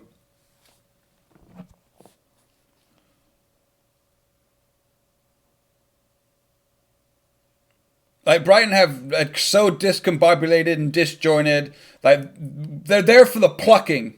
Like a plump turkey, they're there for plucking. Oh, Theo! I mean, Theo's just touch and this. Oh, God. We deserve to win this game. 27 minutes left. Let's fucking go. Don't let him cut inside like that. Stevens out there. Just shout. Oh, there we go. Nothing stupid, Mason. Nothing stupid. Okay, back out. Out to him. Jesus! Oh, I was offside, but seriously, you got 4 players from Everton. You got Gomez. You got Sigurdsson. You've got 2 other players just stood there watching the guy cross the ball in. I know it wasn't a goal, but that's absolutely fucking shocking defending right there. Just standing around staring at a player when you knew that was the only ball on. The only ball on was to cut back and cross it in, and not a single person out to challenge him. Not a single person out there. Yeah, he's offside. But yeah, Gomez, Holgate,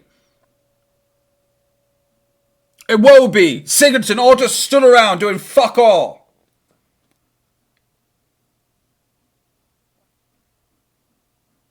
Yes, correct decision, but still, absolutely can't be having that. Cannot be having that.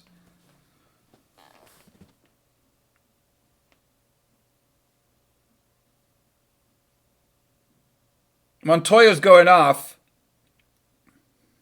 So what, they think they can come down on our left-hand side, do they?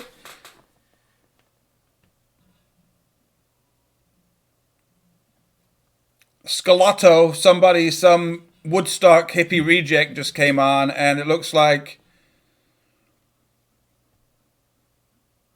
Pascal Gross is going off and Trossard is coming on.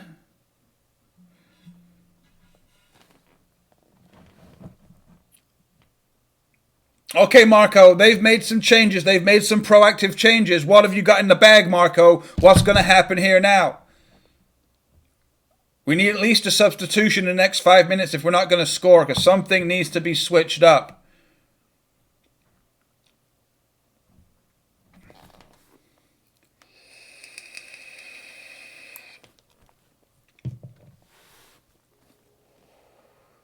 Because Brighton, Mr. Potter, you're a wizard, Harry. Mr. Potter? Potter has made some changes. So what's Marco going to do? What's Marco and Boa Morte and their infinite wisdom going to do? That's offside. Sloppy play from Brighton. How are we not going to win this game? Oh, Sheffield United have equalised. Told you, Sheffield United, decent team. Chris Wilder, great manager. Come on, faster, faster, faster! See, we're transitioning so fast. Come on. Gomez, do something. Oh, yeah, that's right. Just play 1-2 passes, 5 yards away. Come on. Come on, swing it around. Davis. Push forward, lad. Forward. No, no, no. It's all breaking down. I'm telling you, it's all breaking down. And I hate to say it, but Sigurdsson again, just not moving, not making runs, not showing for the ball. Complete fucking passenger in the center of the park. Looks like Calvert-Lewin's coming on, but I'm sorry, I'm not having Gylfi with these other players. It's just not good enough from Gylfi. It's absolutely not.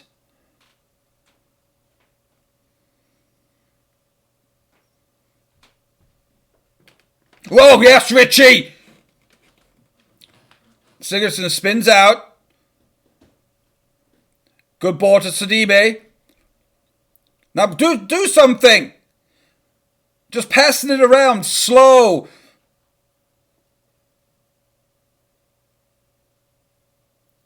That's a foul. Oh, referee, how's that not a foul on Wally? Now it's a foul on Richarlison. Is it for exactly the same thing? These fucking referees, I'm telling you. Yeah, Theo got stamped on. Absolutely nothing because it's close to the Brighton goal.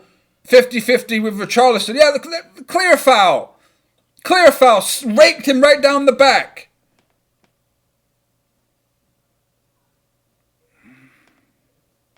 I don't know if Moise Ken's coming on. It looks like Dominic Calvert-Lewin's coming on.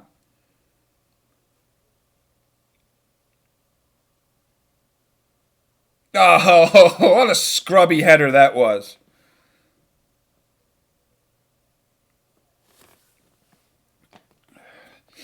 See, and again, if we can get 3 points here, this is key because you look at the teams that are above us right now.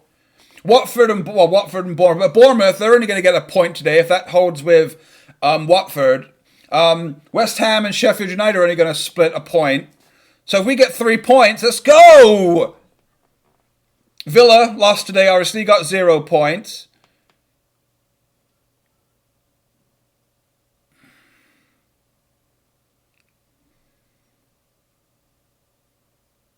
Come on! How are you got a 2-on-1 there? How are they getting away with that? Why? Oh, Pickford, you should have come for that.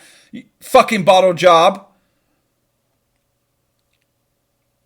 That's right, just hoof it up the park. Let's just not do anything, just hoof it. Sigurdsson, can you take that under control and play? Why has it got to go out for a throw-in to hold up the play? So we've got Delph coming on, and we've got Dominic Calvert-Lewin coming on. Oh my gosh, what are these substitutions? So who's coming off then? I guess you're going to take Tom Davies off? And you're going to take Walcott off?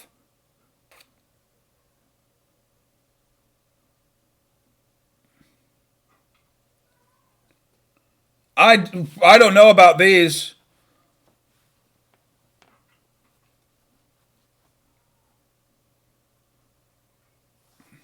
These referees now, Gomes.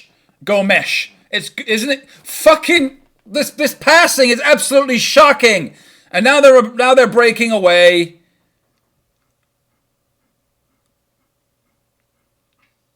Pickford, catch that! Why are you punching, you fucking idiot? I'm getting way too upset. I'm about to go put the Archie the Wolf mask on because this is fucking disgraceful.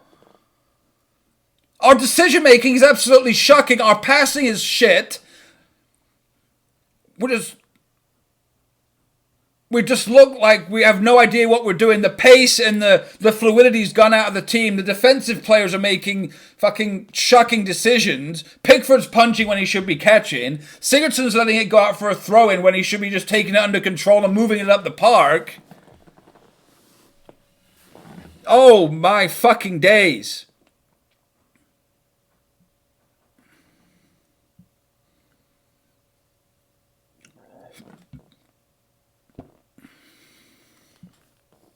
Alex Iwobi's going off. I don't agree with that one bit. And Theo Walcott. So who's playing on the left-hand side then? Richarlison? I don't understand how we're shaping up anymore then. I don't understand how we're shaping up at all.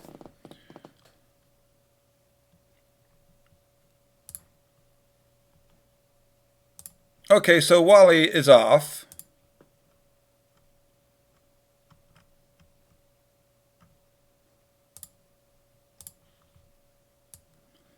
Okay, so Dominic Calvert-Lewin's on. So what, Richarlison out to the right then?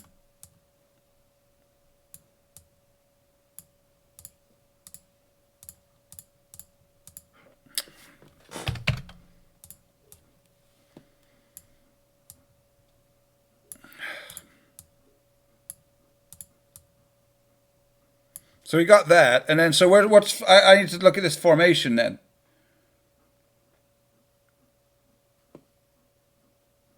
I don't know who's playing on the left. Is it Tom Davies or is it Sigurdsson? Looks like Sigurdsson's playing out on the left then. And so what you got?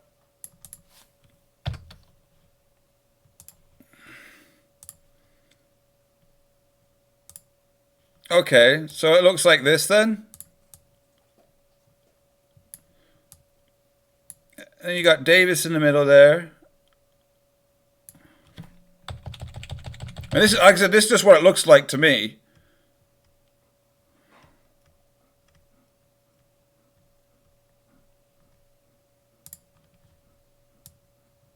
And it looks like Delph is out here then.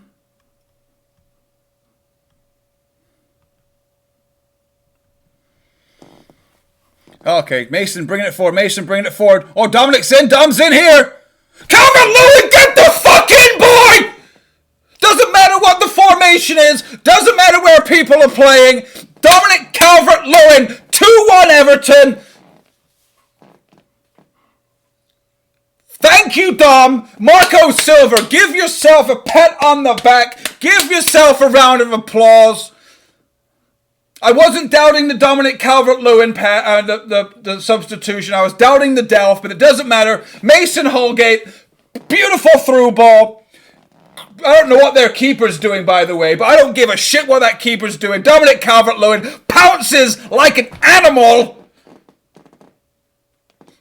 It's a great finish, Dom. 2-1 Everton. Let's go. 3 points, baby. Oh, we're excited. Like and subscribe if you just came in. If you love your Blues, say something in the chat. Let's do it together. Everton.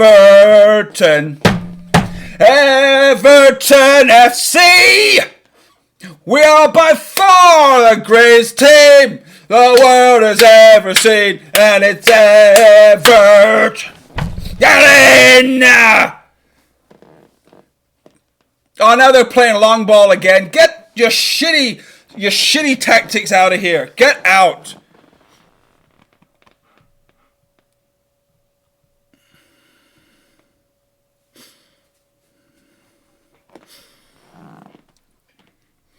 Marco's all pumped up. Everyone's having a good time. 15 minutes to go, lads. Let's go. One more goal. Put this to bed. Put it to bed. Put it to bed. Sleepy time. Let's go. Yeah, and Brighton's only shot on target was their goal.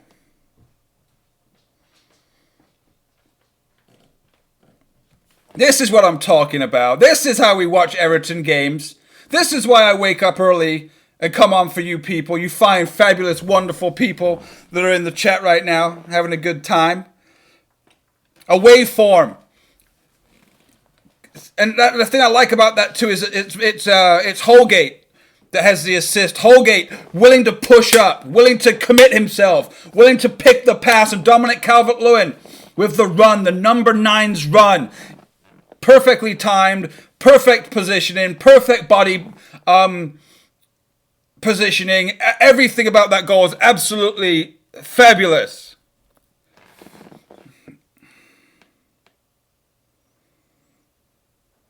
See, they're just trying to hoof it into the... Oh, yellow card! Yellow card for that Conley flopping asshole. Unless he landed awkwardly and hurt his ankle, then that's a shame. But if he's flopping around like Michael Keane challenged him, that's a disgrace. Oh, he did accidentally step on him, but it's not that bad. It's not that bad at all. We are by far the greatest team the world has ever seen. Everton FC. Oh, they're looking at that with VAR. It's accidental. You give a penalty kick for that, I'm going to flip shit.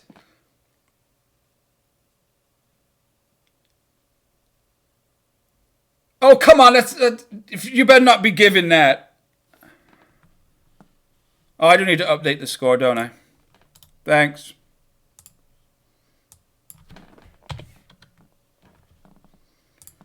Let's see here.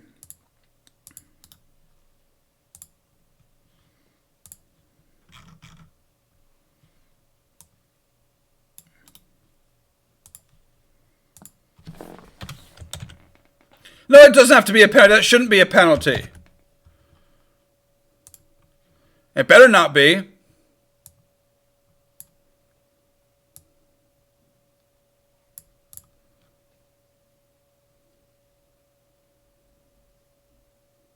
You're going to give a penalty for fuck's sake!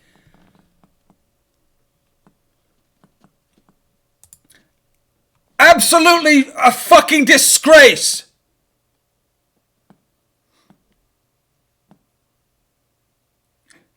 But Keane's not even looking at the player. He can't.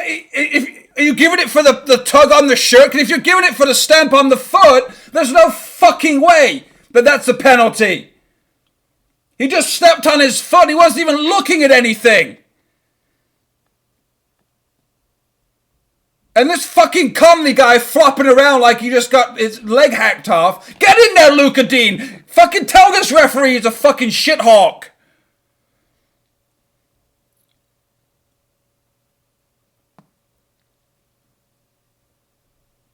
Pickford, you better save this, because for fuck's sake, absolutely disgraceful. Oh, now they're going to bring on old man Glenn Murray. Oh, look, they're taking Conley off right now because of how much of a fucking embarrassment this lad is. Who the fuck is this referee anyway? Some guy that got promoted from the fucking championship last season? Piss off. piss off. It's not pressure. He's going to fucking score. Of course he is. Pickford's going to dive the wrong way. Guaranteed fact. Yep, wrong. Drives the wrong way. Fucking clown shoes all around.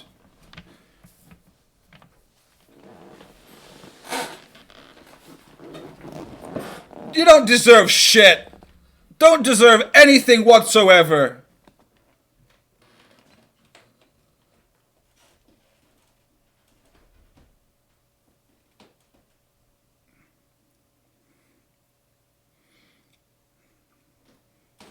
Fucking absolutely shocking decision making.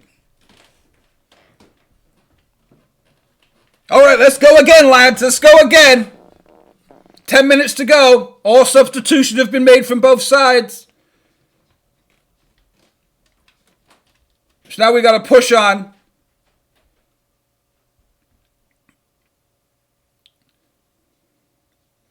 Come on, just fuck forward.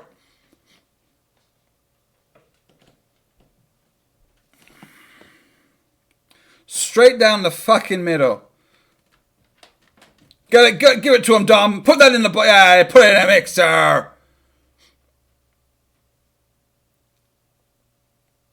Well held up, Dom. Good strength, Dom. Davis, yes, Davis.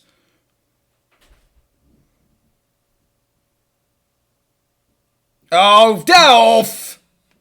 Delph, you shit show. That's going nowhere.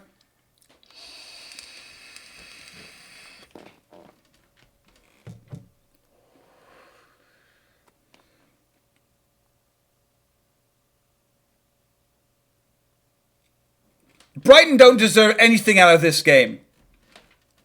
Nothing whatsoever.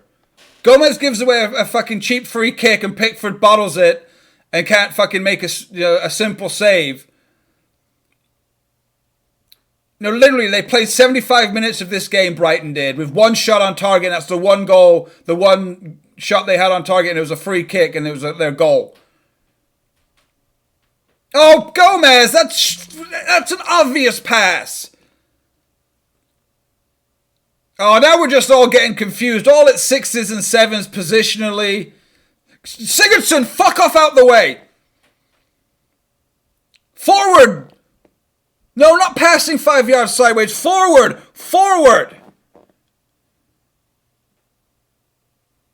Oh, of course, that's not a foul on Richarlison. No, lad. Richarlison, get up, the referee says. Get up. No, you're Richarlison. You never get fouled. You never get fouled.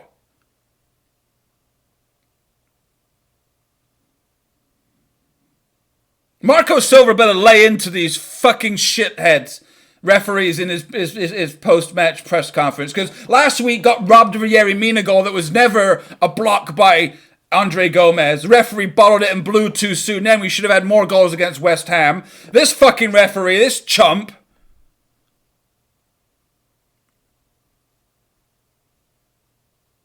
How about we show some urgency?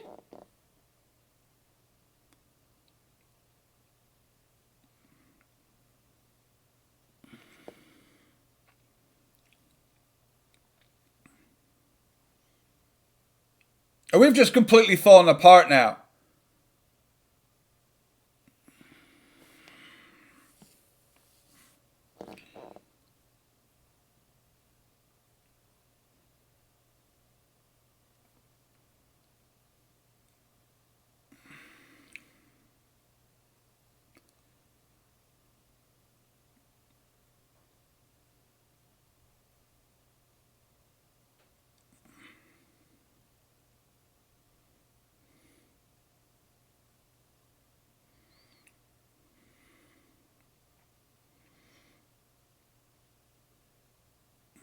Now push forward, Gomez. Push. No, Gomez. No. Oh, we're just going to keep kicking it into their players now. We can't even make a simple fucking pass. Marco, get out of that fourth official's ear. He doesn't want to hear it. There's nothing else that can be done now. There's no more substitutions that can be made. And these Brighton shithawks are going to be so happy with this point because they know they don't deserve shit.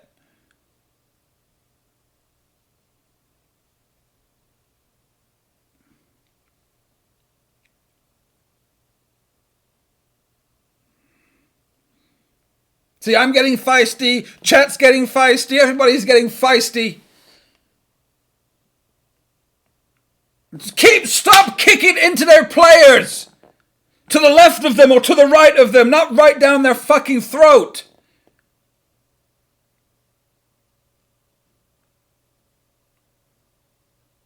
Brighton deserve nothing from this game. We're letting them look like they've got an actual chance. Oh, Michael Keane just got skinned alive.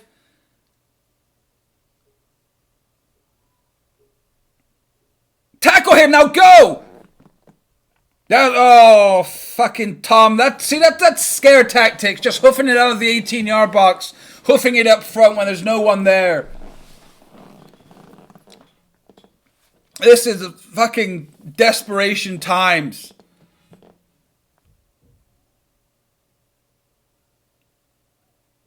Oh, of course, yeah. Well in, Holgate. Give him a free kick around the edge of the area. Yeah, that's right, Holgate. Congratulations.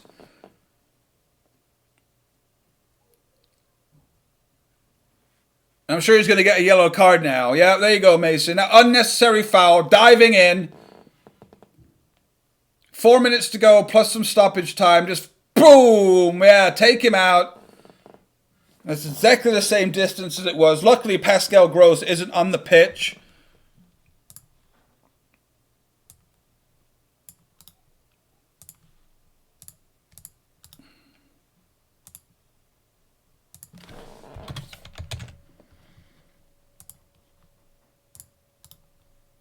I guess I got to change the score.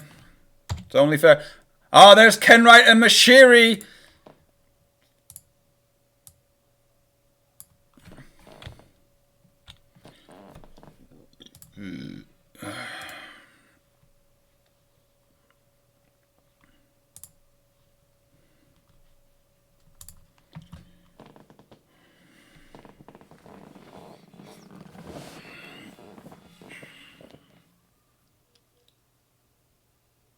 Why is Lewis Dunk stood over this free kick? Come on. You're shitting me, right?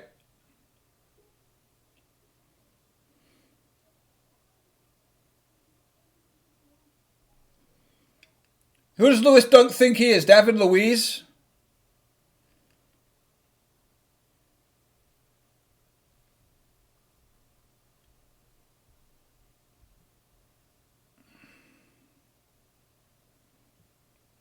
Why are you put Pickford again with the fucking punch?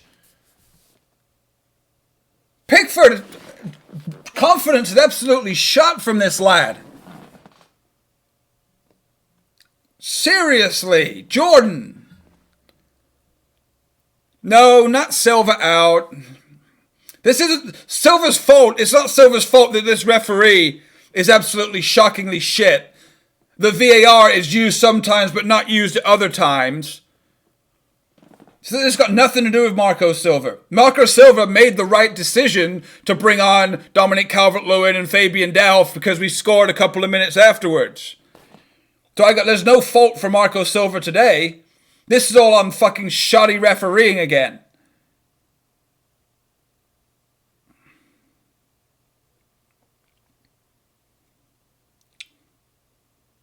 I mean, 2-2, a draw is a point. I understand that it's a point. But this is 2 points dropped. Sigurdsson, get up! Get up, Sigurdsson!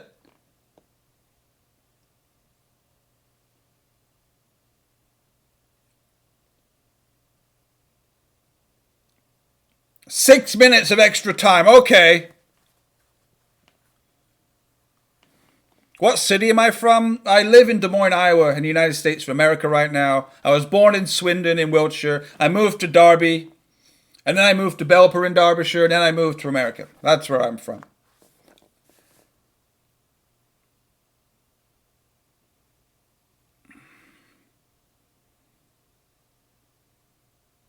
Quicker. Delph, quicker!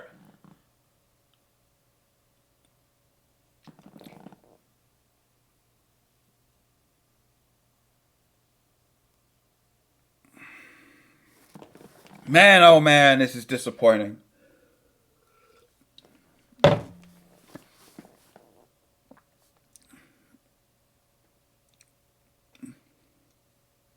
Okay, yeah, that's our throw-in. Let's go. A little more speed, a little more urgency here.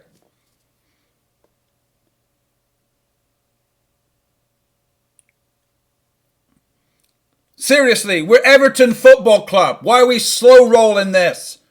Victory is required. Victory. Oh, fuck off, Luca Dean. Victory is what's expected. Fighting until the end of the game is what is expected. Keeping your calm. Being collective. Not giving up. Is what we expect. And this is not it. All the ambition, all the determination, everything is just completely gone.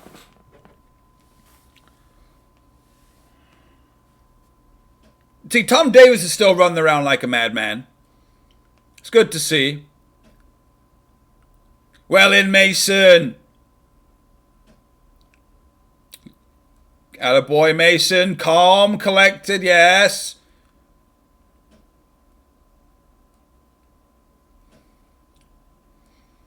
Delph. Richarlison. Take him, Richie. Take him.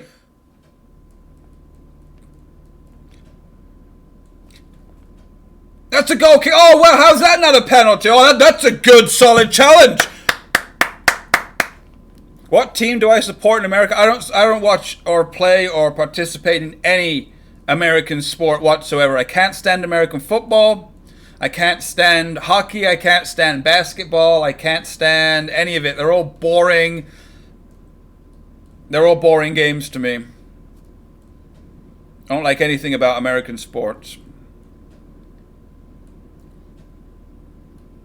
All overpaid players, all overhyped.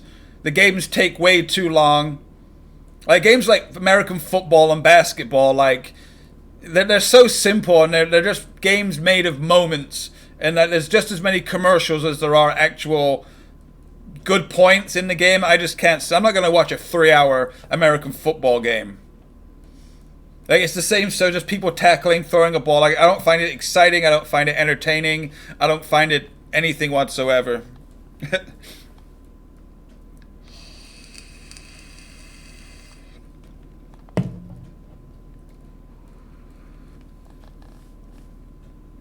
Okay, 4 minutes to go. Luca Dean about to whip a ball into the box. Oh, again, they're first to the ball. Get there, Siggy. Oh, wait, I forgot, Sigurdsson, you're slow as shit. Oh, look at Mason. Oh, come on. That's an elbow by Glenn Murray. Surely gave him some of this. Get that dude a Zimmer frame.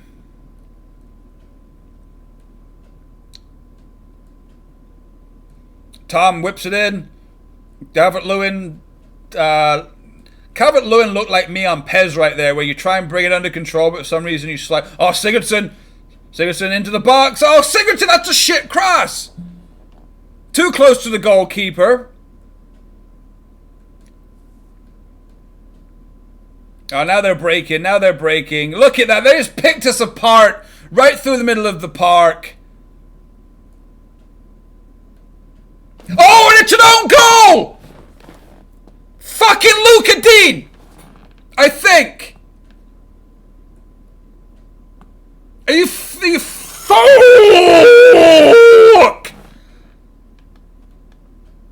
Seriously, fuck off! Fuck off!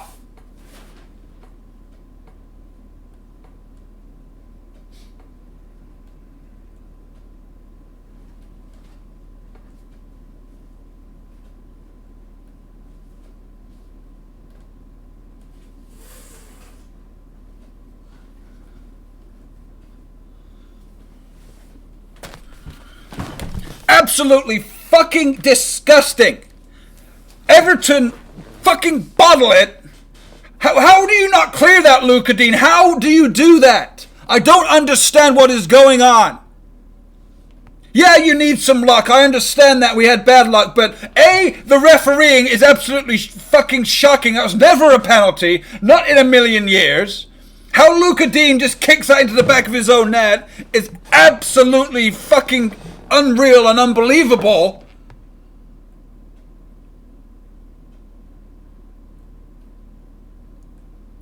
And Brighton didn't deserve anything up until, like I said, 75 minutes in. They'd only had one shot on target.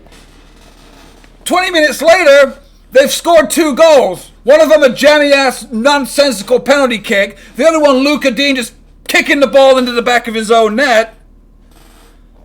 I fear for Marco Silva now. I really do. And this isn't actually on Marco Silva. It's not at all.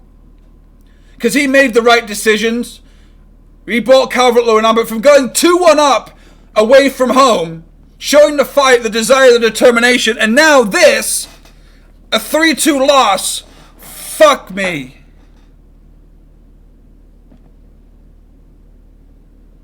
I just really don't understand.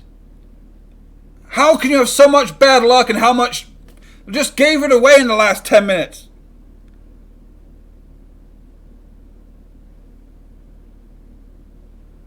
I don't even know what to say after this. I don't know what to do. Just blow the fucking whistle.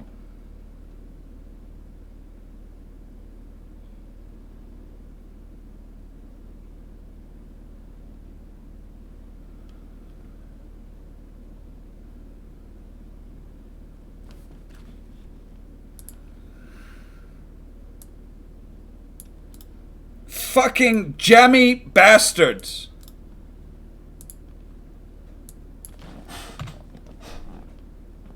Oh, and these people are like, oh, tough day to be an Everton supporter. Oh, you think it's a tough day to be an Everton supporter? It's always tough to be an Everton supporter. Because when things start to go the way that you want, you start to think that you're turning a corner. Nothing. And look at the chance that we had here. Watford, Bournemouth, final, 0-0. West Ham, Sheffield United, 1-1, final. Brighton, 3, Everton, 2. Fuck off, Everton. Fuck off with your mentality in those last 10, 15 minutes.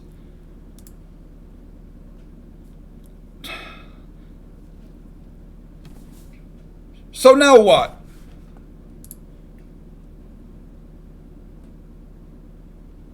And again, I feel like I've been mugged off. Wake up early like I always do. Have my coffee. You know, get my stream ready. Entertain the people. Entertain the beautiful Evertonians and the supporters and the football fans alike. We sit here. We give up our weekends. You know, we show up. We put all of our pride and our passion, our energy into Everton FC. And how do they reward us? Fucking Pickford. Fuck off, can't make a save. Fucking referee, fuck off. Stupid ass decision making. And then Luca Dean, I love you. You are Le Magnifique, but I don't fucking see how you can't clear that. I haven't seen it. Did you slip? What happened? But fucking 3 goals that we conceded were absolutely... Ugh. I don't know, guys. So, yeah, I guess I'll be back maybe in a little bit today to do the match reaction. I need a couple of minutes to take all this in. I guess congratulations to the Seagulls. Congratulations to Brighton on being some jammy-ass bastards. But you know, at the end of the day, you didn't give up. You kept trying. Your coach made decent decisions. Your boys didn't give up. You saw that we were done, that we were dusted, that our heads were down after you equalized with your jammy penalty kick. You went on and won the game. You got your 3 points. Congratulations.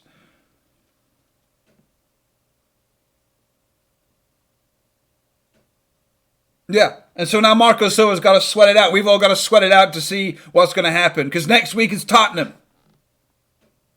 We got Watford midweek in the Carabao Cup, but 3-2, losing away to Brighton, while being in a position of dominance and strength at 2-1. I don't know. But yeah, I'm going to go take this on board. I'm going to go to the bathroom and There'll be a match reaction out later today, guys, because I can't do it right now, because all I'm going to do is fucking cuss and curse and F and blind and maybe say some stuff that I might regret. So I appreciate everybody being here. Subscriptions have gone up by 11 today. If you're new, like and subscribe. If you think Everton are shit, you think they bottled it, you think Marcus Silva's got to go, give a thumbs up, give a subscribe. If you're a Brighton supporter that came in here to gloat about your jammy-ass victory today, give a like, give a subscribe. I appreciate you being here. All the rest of you, all the regulars like Ant, like Lewis, like everybody else, thank you for being here. And stay posted for the video later on.